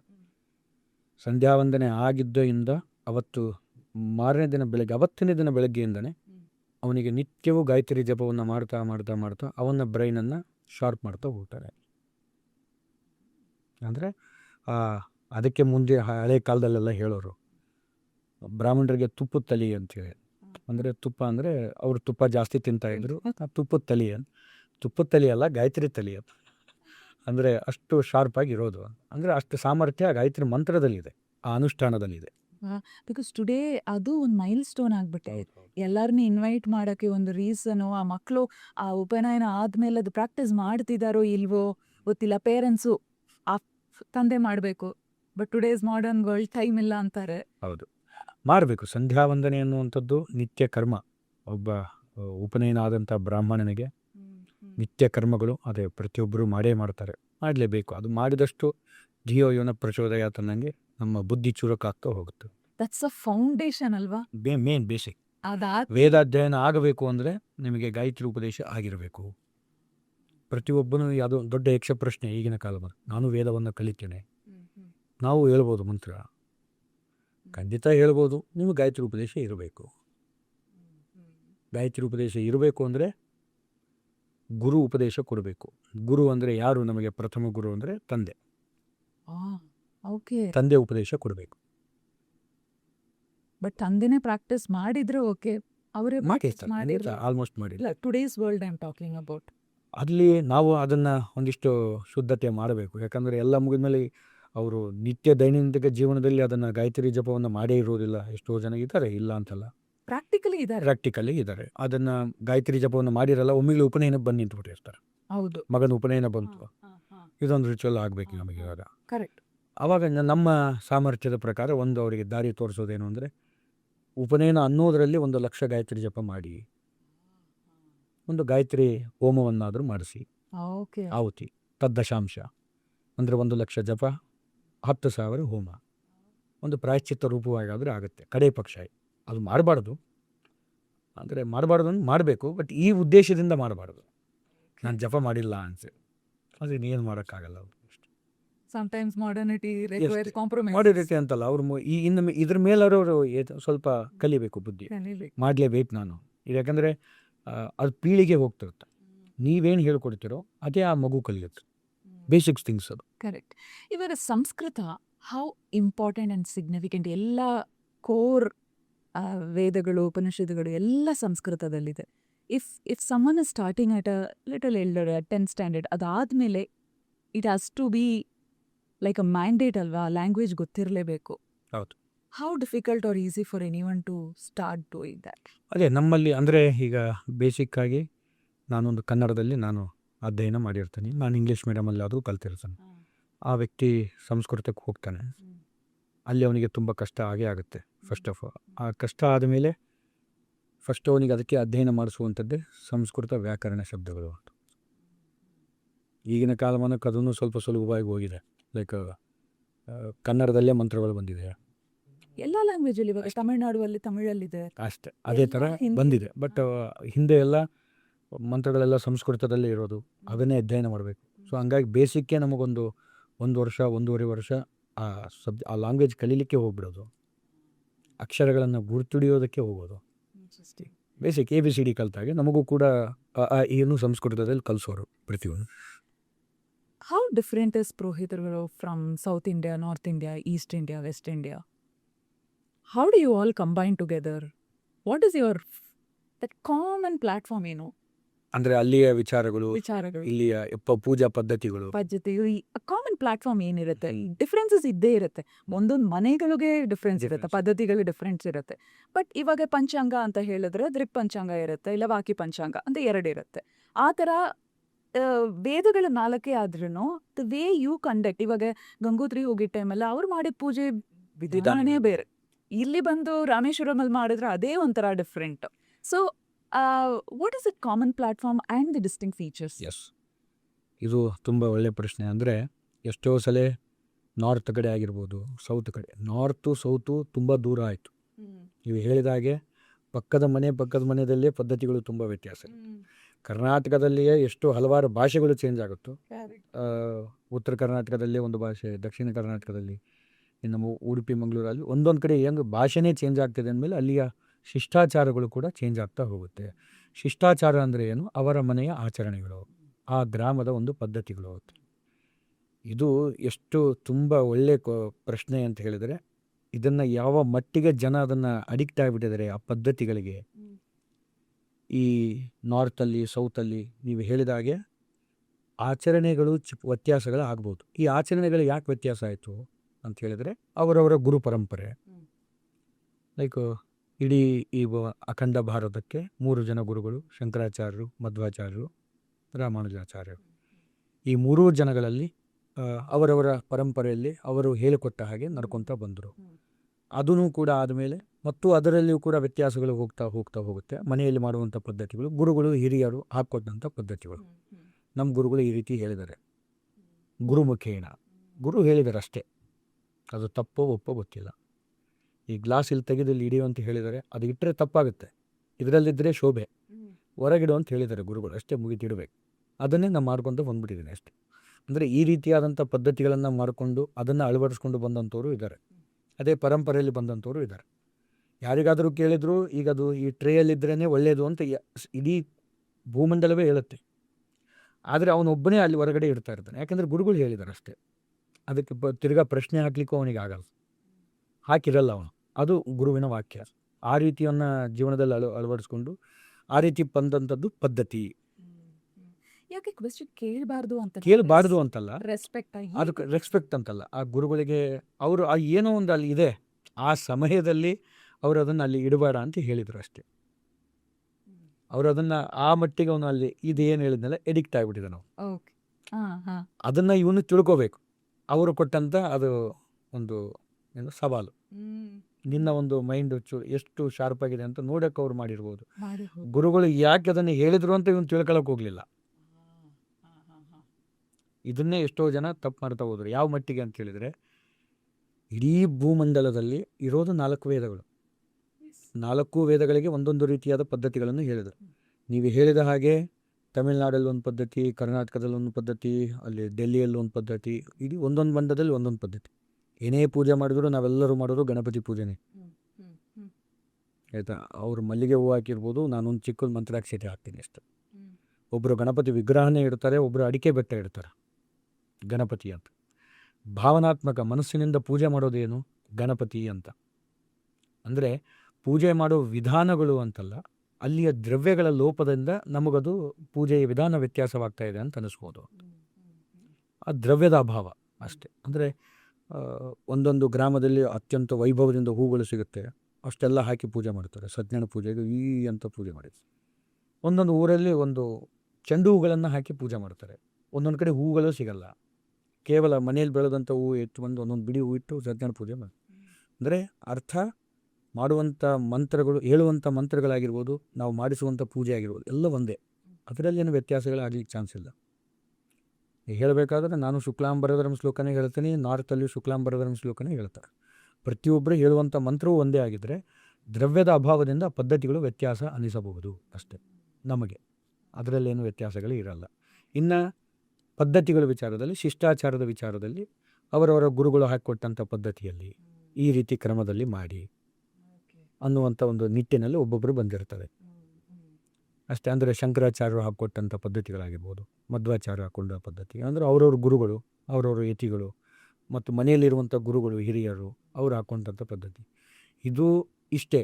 ನೀವು ಹೇಳಿದಾಗೆ ಯಾಕೆ ಪ್ರಶ್ನೆ ಕೇಳಬಾರ್ದು ಅನ್ನೋದಿತ್ತಲ್ಲ, ಅದನ್ನು ಕೇಳದೇನೆ ಎಷ್ಟೋ ಜನ ತಪ್ಪು ಮಾಡಿಬಿಟ್ರು. ಕೇಳಬೇಕಿತ್ತು ಅಂದರೆ ಕೇಳದೇ ಇದ್ದರೂ ಕೂಡ ನೀವಾದರೂ ತಲೆ ಓಡಿಸ್ಬೇಕಿತ್ತು ಎಷ್ಟೋ ಜನ.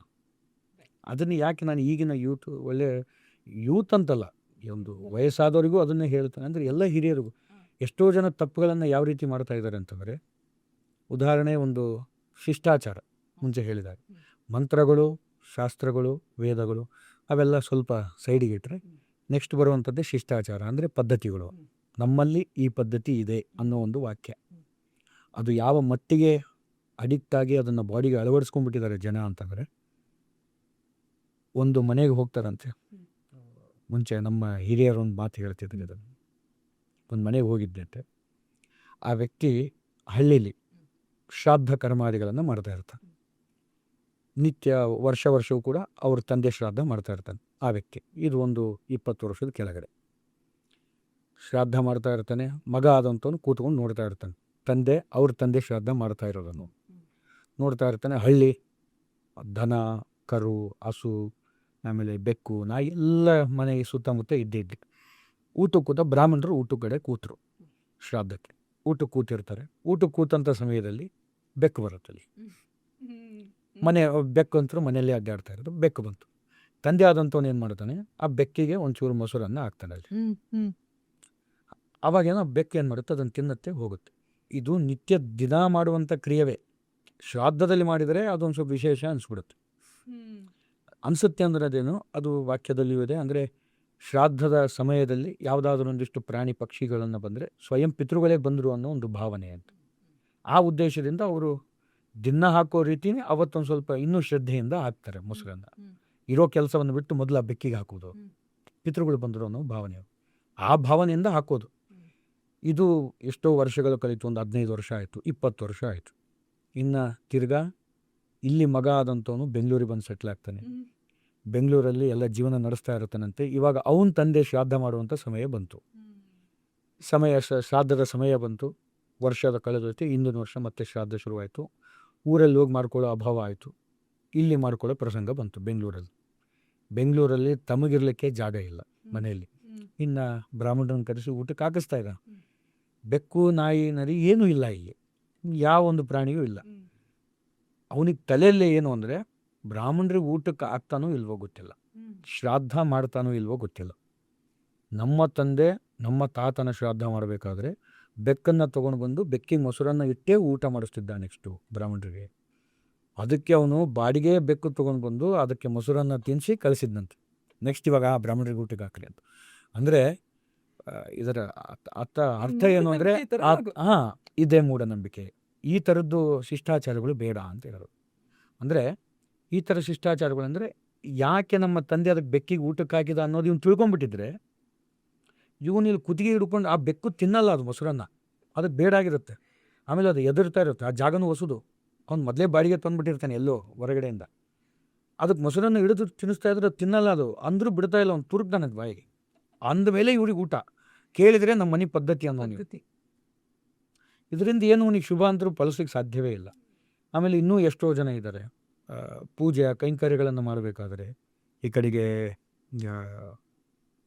ಹಬ್ಬ ಹರಿದಿನಗಳು ವಿಶೇಷ ಹೇಳ್ಬೇಕಾದ್ರೆ, ಹಬ್ಬಗಳು ಹರಿದಿನಗಳು, ಯುಗಾದಿ, ನಾಳೆ ಬಂತು ಯುಗಾದಿ ಹಬ್ಬ, ಈ ರೀತಿ ಹಬ್ಬಗಳನ್ನು ಬಂದಾಗ ಮಾಡಿದಾಗ ಮನೆಯಲ್ಲಿ ಏನೋ ವೈಭವ ಇರುತ್ತೆ. ಎಷ್ಟೋ ಜನಕ್ಕೆ ಯಾಕಾದರೂ ಹಬ್ಬ ಬಂತು ಅನ್ನೋ ಮಟ್ಟಿಗೂ ಆಗಿರುತ್ತೆ. ಅಂದರೆ ಅದಕ್ಕೆ ದೊಡ್ಡ ತಪ್ಪುಗಳು ಏನು ಅಂತಂದರೆ, ಒಂದು ದಾಸರು ಒಂದು ಮಾತು ಹೇಳ್ತಾರೆ, ಇಟ್ಟಾಂಗೆ ಇರುವೇನು ಹರಿಗೆ ಎನ್ನ ದೊರೆ. ಅಂದರೆ ಅವನು ದೊರೆ, ನೀ ನನ್ನ ಹೆಂಗೆ ಇಡ್ತೀಯೋ ಹಂಗೆ ಇಟ್ಟಿದ್ದೀನಿ ಅಷ್ಟೇ. ಇದರ ಅರ್ಥ ಯಾಕೆ ಇದನ್ನು ಮಾತು ಹೇಳ್ತೇನೆ ಅಂತಂದರೆ, ಹಬ್ಬ ಹರಿದಿನಗಳು ಬಂದಾಗ ಎಲ್ಲರೂ ತಪ್ಪು ಮಾಡೋದೇನು ಅಂದರೆ, ಒಂದು ಪೂಜೆಯನ್ನು ಮಾಡ್ತಾ ಇರ್ತಾರೆ ಮನೆಯಲ್ಲಿ. ಗಂಡ ಆದಂಥ ಒಂದು ಮನೇಲಿ ಕೂತ್ಕೊಂಡು ದೇವ್ರ ಪೂಜೆ ಮಾಡ್ತಾ ಇರ್ತಾರೆ. ಇವಳು ದೇವರಿಗೇನೋ ಒಂದು ಅಡುಗೆ ನೈವೇದ್ಯ ಮಾಡಿ ತೋರಿಸ್ಬೇಕು ಅಂಥೇಳಿ ಇವಳು ಅಡುಗೆ ಮಾಡ್ತಾ ಇರ್ತಾಳೆ. ಇವನಿಗೆ ದೇವ್ರ ಮೇಲೆ ಲಕ್ಷ್ಯ ಇರಲ್ಲ, ಅವನಿಗೆ ಅಡುಗೆ ಮೇಲೆ ಲಕ್ಷ್ಯ ಇರಲ್ಲ. ಅದು ಇಲ್ಲ, ಇದಿಲ್ಲ, ಇದು ಇಲ್ಲ, ಅದಿಲ್ಲ ಅಂದರೆ ಇವನು ವಟ ಅಂತ ಇವನು ಅಂತ ಇರ್ತಾನೆ, ವಟ ಅಂತ ಅವಳು ಅಡುಗೆ ಮಾಡ್ತಾ ಇರ್ತಾಳೆ. ಅಂದರೆ ಇಲ್ಲ, ರಾಮ ಅಂತ ಇವನು ಅಂದಿಲ್ಲ, ಕೃಷ್ಣ ಅಂತ ಅವಳು ಅಂದಿಲ್ಲ. ಇಲ್ಲಿ ಎಲ್ಲಿ ಭಕ್ತಿ ಬಂತು, ಅವಳು ಅಲ್ಲಿ ಏನು ಪೂಜೆ ಮಾಡಿದಂಗೆ ಆಯಿತು. ಅಂದರೆ ಅದಕ್ಕೆ ಅಫ್ಕೋರ್ಸ್ ಏನು ಯೂಸ್ ಇಲ್ಲ. ಅಂದರೆ ಇಟ್ಟಂಗಿರುವನ ದೊರೆ ಅಂತ ಯಾಕೆ ಈ ಮಾತು ಹೇಳಿದೆ ಅಂದರೆ, ನಿಮಗೆ ಆ ಕ್ಷಣದಲ್ಲಿ ಅಷ್ಟು ದ್ರವ್ಯ ಸಿಕ್ಕಿದೆ, ಅಷ್ಟು ಇಟ್ಕೊಂಡು ಪೂಜೆ ಮಾಡಿ ಸಾಕು. ನನಗಿಷ್ಟೇ ಬೇಕು, ನನಗಿದೇ ಬೇಕು, ನನಗೆ ಹಿಂಗಿದ್ರೇ ಪೂಜೆ ಮಾಡ್ತೀನಿ ಅಂದರೆ, ನೀವು ಆ ದ್ರವ್ಯದ ಮೇಲೆ ತೋರಿಸುವಷ್ಟು ಭಕ್ತಿ ಆ ದೇವ್ರ ಮೇಲೆ ತೋರಿಸ್ತಾ ಇಲ್ಲ. ನನಗೆ ಇಷ್ಟೇ ಬೇಕು, ನನಗೆ ಇಷ್ಟು ಹೂ ಇದ್ದರೆ ನಾನು ದಿಂಡಲಂಕಾರ ಮಾಡಿಸಿದ್ರೇ ಪೂಜೆ ಮಾಡುತ್ತೇನೆ, ಸತ್ಯನಾರಾಯಣ ಪೂಜೆ. ಇವಾಗ ಎಲ್ಲರಿಗೂ ತೋರ್ಸಕ್ಕೋಸ್ಕರನೇ ಅಷ್ಟು ಆಗೋಗಿದೆ ದೇವರಿಗೆ ಹಂಗೆ ಆಗಿದೆ ಅಫ್ಕೋರ್ಸ್. ಅಂದರೆ ತೋರಿಸೋಗೋಸ್ಕರ ಅನ್ನೋದೇನು, ಆ ಥರ ಅಡಿಕ್ಟ್ ಆಗಿಬಿಟ್ಟಿದ್ದಾರೆ ಜನ. ನೀವು ಮಾಡಿ ದಿಂಡಲಂಕಾರ ಮಾಡಿದ್ರೇ ನಾನು ಸತ್ಯನಾರಾಯಣ ಪೂಜೆ ಮಾಡಿಸ್ತೀನಿ ಅಂದರೆ, ನೀ ದಿಂಡಿ ಕೊಟ್ಟಷ್ಟು ಭಕ್ತಿ, ಅದು ಹೂಗಳಿಗೆ ಕೊಟ್ಟಷ್ಟು ಭಕ್ತಿ ಆ ಭಗವಂತ ಕೊಡಲಿಲ್ಲ.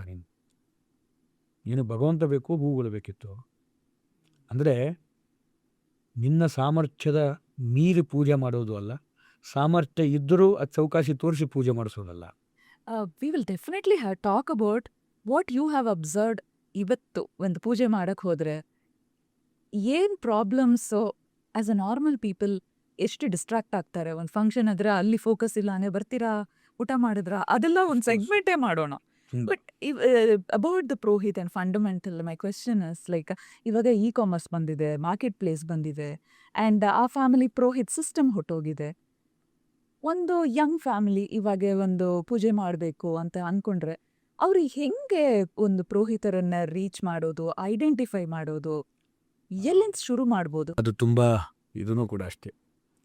ಈಗ ಹೆಂಗಾಗಿದೆ ಕಾಲಮಾನ ಅಂತ ಹೇಳಿದ್ರೆ, ವೇದವನ್ನು ಕಲ್ತಂಥವ್ರಾಗಲಿ, ಶಾಸ್ತ್ರ ಅಧ್ಯಯನ ಮಾಡಿದವರಾಗಲಿ,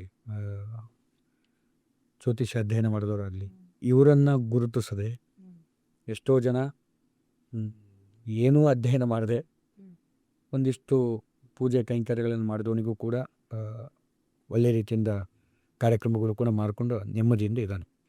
ಆದರೆ ವಿಪರ್ಯಾಸ ಏನು ಅಂತ ಹೇಳಿದ್ರೆ, ಎಷ್ಟೋ ಜನಕ್ಕೆ ಶ್ಲೋಕವೂ ಕೂಡ ಸರಿಯಾಗಿ ಉಚ್ಚಾರಣೆ ಬಂದಿಲ್ಲ ಅಂಥವ್ರು ಕೂಡ ವೈಭವದಿಂದ ಇದ್ದಾರೆ. ಆದರೆ ಒಬ್ಬ ವ್ಯಕ್ತಿಯನ್ನು, ಪುರೋಹಿತರನ್ನು ನೀವು ಯಾವ ರೀತಿ ಆರಿಸ್ಬೋದು ಅನ್ನೋ ಒಂದು ಕ್ವಶನ್ ಅನ್ನೋದಾದರೆ, ಅವನ ಅಲ್ಲಿರುವಂಥ ಅನುಷ್ಠಾನದ ಬಲ. ನೀವು ಅವರೊಟ್ಟಿಗೆ ಮಾತಾಡಿದಾಗ ನಿಮಗೆ ಆದಂಥ ಆನಂದ, ಆ ಸ್ಪೆಷಲಿಟಿ ಇರುತ್ತಲ್ಲ, ಅವರು ನೋಡಿದರೆ ಸಾಕಪ್ಪ ನನ್ನ ಕಷ್ಟಗಳು ದೂರ ಆಗುತ್ತೇನೋ ಅನ್ನೋದೊಂದು ಇರುತ್ತಲ್ಲ, ಆ ಮುಖದಲ್ಲಿ ವರ್ಚಸ್ಸಾಗಿರ್ಬೋದು. ಆ ವ್ಯಕ್ತಿಯನ್ನು ನೋಡಿದಾಗ ಆಗುವಂಥ ಆನಂದ. ಎಷ್ಟೋ ಯತಿಗಳಾಗಿರ್ಬೋದು, ಗುರು ರಾಘವೇಂದ್ರ ಸ್ವಾಮಿಗಳು, ಅವರು ಆ ಫೋಟೋ ನೋಡಿದರೆ ಸಾಕು ಆನಂದ. ಸೊ ಅದೇ ಥರ ಒಬ್ಬ ಪುರೋಹಿತನನ್ನು ಹಿತ ಬಯಸುವಂಥ ವ್ಯಕ್ತಿ ಆದ ಮೇಲೆ ಅವನಲ್ಲಿ ವರ್ಚಸ್ ಇದ್ದೇ ಇರುತ್ತೆ, ಅವನಲ್ಲಿ ವಾಕ್ಚಾತುರ್ಯ ಇದ್ದೇ ಇರುತ್ತೆ. ಒಳ್ಳೇದು ಮಾಡೋರಿಗೆ ಒಳ್ಳೇದಾಗುತ್ತೆ ಅನ್ನೋಂಗೆ ಆ ಒಳ್ಳೆಯ ವ್ಯಕ್ತಿ ಹತ್ರ ಜನ ಇದ್ದೇ ಇರ್ತಾರೆ. ಸೊ ನೀವು ಆ ಮುಖ ನೋಡಿದಾಗ ಅಲ್ಲೇ ಅರ್ಧ ನೀವು ಆನಂದ ಪಡ್ತೀರಾ. ಇನ್ನು ಅವರೊಟ್ಟಿಗೆ ಸಂಭಾಷಣೆ ಮಾಡಿದಾಗ ಅವರು ನಿಮಗೆ ಕೊಡುವಂಥ ಗೈಡೆನ್ಸ್ ಇದೆಯಲ್ಲ, ಅದರಿಂದ ಕೇಳಿ ನಿಮ್ಮ ಅರ್ಧ ಕಷ್ಟಗಳು ದೂರ ಆದಂಗೆ ಇರುತ್ತೆ. ಅಲ್ಲೇ ನೀವು ಅವನ್ನ ಚಾಯ್ಸ್ ಮಾಡ್ಬೋದು. ಇನ್ನು ಅವರ ವಾಕ್ಚಾತುರ್ಯದ ಮೇಲೆ ನನ್ನ ಕ್ವೆಶನ್ ಇನ್ನೊಂದು ಇದೆ, ಅದರದ್ದು part of the question. I am so sorry for the question, but still ಇವತ್ತು to reach out a purohit and ಇದು ಮಾಡೋದು ತುಂಬ ಎಕ್ಸ್ಪೆನ್ಸಿವ್ ಅನ್ಸ್ಬಿಡುತ್ತೆ. ಹೌದು. ಫಸ್ಟು ದ್ರವ್ಯಗಳು ತಗೊಳ್ಳೋದು, ಇವತ್ತು ಒಂದು ಹೂ ತೊಗೋಬೇಕು ಅಂದ್ರೂ ಒಂದು 3000 5000 ರುಪೀಸ್ ಬೇಕಾಗುತ್ತೆ. ಈ ಸಣ್ಣ ಪೂಜೆ, ಒಂದು ಸ್ಮಾಲ್ ಹಬ್ಬ ಆಗಬೇಕು ಅಂತ. ನೆಕ್ಸ್ಟು ಪುರೋಹಿತರದ್ದು ಚಾರ್ಜಸ್ ಅಂತ ಮುಂಚೆ ಅದು ಬೇರೆ ಥರ ಇತ್ತು. It was more giving out of heart. ಇವಾಗ ಕ್ಲಿಯರ್ಲಿ ದೇ ಆಲ್ಸೋ ಡಿಫೈನ್ ಇಷ್ಟು ಅಂತ ಹೇಳ್ಬಿಡ್ತಾರೆ. ಸೊ ಒಂದು ನಾರ್ಮಲ್ ಪರ್ಸನ್ಗೂ ನನಗೆ ಅಷ್ಟು ಬಡ್ಜೆಟ್ ಇಲ್ಲ, ನಂಗೆ ಇದು ಅಂತ ಟೈಮಲ್ಲಿ do we select based on the budget, or ಈ ಥರ ಒಂದು ಕನೆಕ್ಟ್ ಆಗಿದೆ ಅದಕ್ಕೋಸ್ಕರ? ಆದರೆ ಇವರು ತುಂಬ ಎಕ್ಸ್ಪೆನ್ಸಿವ್ ಆಗಿರ್ಬೋದು. So how can this person monetary versus spirituality, ಆ ಒಂದು ವೆಸಸ್ ನಡೀತಾನೆ ಇರುತ್ತಲ್ವಾ? ಹೌದು, ಇರುತ್ತೆ. ಸರ್ವೇ ಸಾಮಾನ್ಯ ಇದಕ್ಕೆ ಒಂದು ಮಾತು ಹೇಳ್ತಾರೆ, ಸತ್ಯಯುಗ, 4 ಯುಗಗಳಿದೆ. ಸತ್ಯಯುಗ, ತ್ರೇತಾಯುಗ, ದ್ವಾಪರಯುಗ, ಈಗ ನಡೆಯುವ ಕಲಿಯುಗ. ಈ ಸತ್ಯಯುಗದಲ್ಲಿ 100% ಧರ್ಮ ಇತ್ತು, ಪೂರ್ತಿ ಧರ್ಮದ್ದೇ ಆ ಯುಗ, ಅದಕ್ಕೆ ಸತ್ಯಯುಗ ಅಂತ ಕಲಿಯೋರು. ಅಲ್ಲಿ ಆ ಸಮಯದಲ್ಲಿ ಏನೇ ಮಾತಾಡಿದ್ರು, ಏನೇ ಕೊಟ್ಟರು ಬಂಗಾರದಿಂದ ಕೊಟ್ಟು ನಮಸ್ಕಾರ ಮಾಡೋರು ಯಾರಿಗಾದರೂ. ಬಂಗಾರ ನೀವ್ಯಾವೂ ಇಲ್ಲೇ ಇಲ್ಲ, ಇನ್ನು ಸ್ಟೀಲ್ ಅಂತೂ ಮಾತಾಡಬೇಡಿ, ಐರನ್ ಅಷ್ಟೇ. ಅಂದರೆ ಬಂಗಾರದಲ್ಲಿ ಮಾತಾಡಿಸೋರು, ಬಂಗಾರದಲ್ಲಿ ಕೊಟ್ಟು ಏನೇ ಕೊಡೋದಾದರೂ ಬಂಗಾರದಲ್ಲಿ ಅಳೆಯೋರು ಸತ್ಯಯುಗದಲ್ಲಿ. ಅದಾದಮೇಲೆ ತ್ರೇತಾಯುಗ ಬರುತ್ತಂತ. ತ್ರೇತಾಯುಗದಲ್ಲಿ ಬೆಳ್ಳಿ ಬಂತು ಅಂತ, ಬೆಳ್ಳಿಯಲ್ಲಿ ಕೊಟ್ಟು, ಬೆಳ್ಳಿ ನಾಣ್ಯಗಳು, ಬಂಗಾರನೂ ಇತ್ತು ಅವಾಗಲೂ, ಆದರೆ ಬೆಳ್ಳಿಯಲ್ಲಿ ವ್ಯವಹಾರ ಶುರುವಾಯಿತು. ಅದಾದಮೇಲೆ ದ್ವಾಪರ ಯುಗ ಬರುತ್ತಂತೆ. ದ್ವಾಪರ ಯುಗದಲ್ಲಿ ತಾಮ್ರ, ಹಿತ್ತಾಳೆ, ಕಂಚು ಅವೆಲ್ಲ ಶುರು ಆಗುತ್ತೆ ದ್ವಾಪರ ಯುಗದಲ್ಲಿ, ಕಂಚಿನ ಪಾತ್ರೆಗಳು. ದೊಡ್ಡ ದೊಡ್ಡ ಅಡಿಗೆ ಪಾತ್ರೆ ಎಲ್ಲ ಕಂಚಿಂದಿರೋದು. ಅದರ ಸತ್ಯಯುಗದಲ್ಲೆಲ್ಲ ಬಂಗಾರ ಪಾತ್ರೆಗಳೇ ಅಡಿಗೆ ಮಾಡಲಿಕ್ಕೆ. ಅಂದರೆ ಆ ಯುಗದಲ್ಲಿದ್ದದ್ದು ಇವಾಗ ಈ ಯುಗ ಶುರುವಾಯಿತು. ಈ ಸಂದರ್ಭದಲ್ಲಿ ಕಲಿಯುಗ ಶುರುವಾಗ್ತದೆ ಅಂತ. ಇವಾಗ ಸಾಕ್ಷಾತ್ ಶಾಸ್ತ್ರದಲ್ಲೇ ಹೇಳುತ್ತೆ, ಮೃಣ್ಮಯ ಪಾತ್ರಂ ನಿಧಾಯ ಅಂತ. ಅಂದರೆ ಮಣ್ಣಿನ ಪಾತ್ರೆಗಳು ಬಂದೋಯ್ತು ಅಂತ. ಮಣ್ಣಿನ ಚೊಂಬುಗಳು, ಮಣ್ಣಿನ ಮಡಿಕೆ, ಅಡಿಗೆ ಪಾತ್ರೆಗಳಲ್ಲಿ ಇವಾಗೆಲ್ಲ ಬೆಳ್ಳಿ ಬಂಗಾರದ್ದಿಲ್ಲ, ಮಣ್ಣಿನ ಮಡಿಕೆಗಳು ಬಂದಿವೆ. ಅಂದರೆ ಪೂಜೆ ಮಾಡಬೇಕಾದ್ರೂ ಕೂಡ ಕಲಶಗಳು ಎಷ್ಟೋ ಸಲ ಮಣ್ಣಿನ ಪಾತ್ರೆಗಳನ್ನು ಇಟ್ಟು ಪೂಜೆಯನ್ನು ಮಾಡಿ ಅಂತ ಹೇಳೋದು. ಅಂದರೆ ಒಂದು ಸಲ ಯೂಸ್ ಮಾಡಿ ಅದನ್ನು ಮತ್ತೆ ಇನ್ನೊಂದು ಸಲ ಯೂಸ್ ಮಾಡಬಾರ್ದು ಅನ್ನೋದಾದರೆ ಅದನ್ನು ಮೃಣ್ಮಯ ಪಾತ್ರದಲ್ಲಿ ಮಾಡಿ ಅಂತ. Okay okay. ಇನ್ನು ಅದು ಬಿಟ್ಟರೆ ಲೋಹಾದಿಗಳು ಲೈಕ್ ಬಂಗಾರ, ಬೆಳ್ಳಿ, ತಾಮ್ರ, ಹಿತ್ತಾಳೆ ಇವೆಲ್ಲವನ್ನು ಮತ್ತೆ ತಿರ್ಗಾ ನೀವು ಯೂಸ್ ಮಾಡ್ಬೋದು. ಆದರೆ ತಿರ್ಗಾ ಯೂಸ್ ಮಾಡದೇ ಇರುವಂಥ ವಸ್ತು ಅಂತಂದರೆ ಮೃಣ್ಮಯ ಪಾತ್ರ. ಪೂರ್ತಿ ಶುದ್ಧೀಕರಣ ಮಣ್ಣಿಂದ ಮಾಡಿರ್ತಾರೆ. ಅದನ್ನು ನಾವು ಪೂಜೆ ಆದ ತಕ್ಷಣ ಅದನ್ನು ಹೊಡೆದಾಕ್ತೀವಿ, ಅದನ್ನು ವಿಸರ್ಜನೆ ಮಾಡ್ತೀವಿ.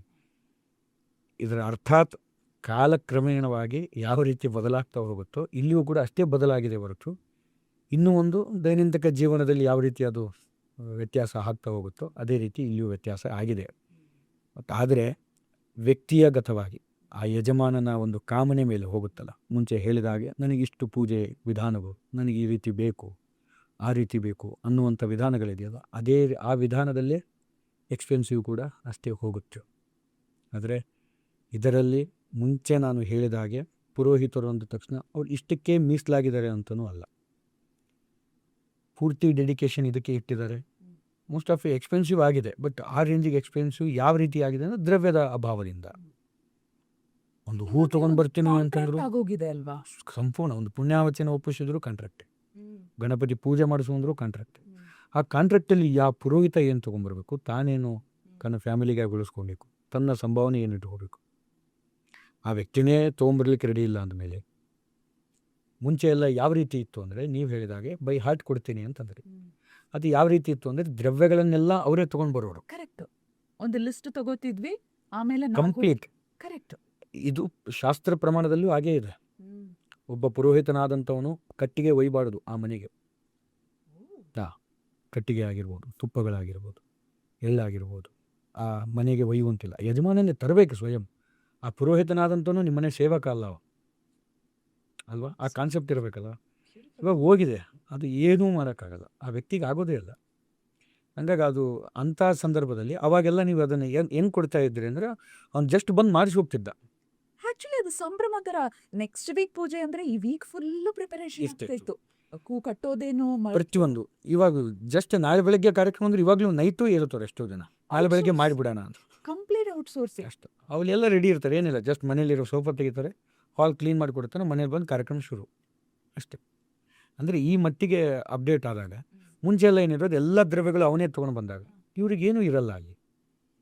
ಜಸ್ಟ್ ಇವನು ಆರಾಮಾಗಿ ಹೋಗೋರು, ಒಂದು ಗೌರವಾನ್ವಿತವಾಗಿ ಹೋಗಿ ಆ ಕಾರ್ಯಕ್ರಮವನ್ನು ಮಾಡಿಸಿ, ಆಗಿನ ಕಾಲಮಾನಕ್ಕೆ ಅದು ಕೂಡ ಎಕ್ಸ್ಪೆನ್ಸಿವೇ ಅನ್ನೋರಿಗೆ ಕೇವಲ ಮಾಡಿಸಿ ಬರೋನು.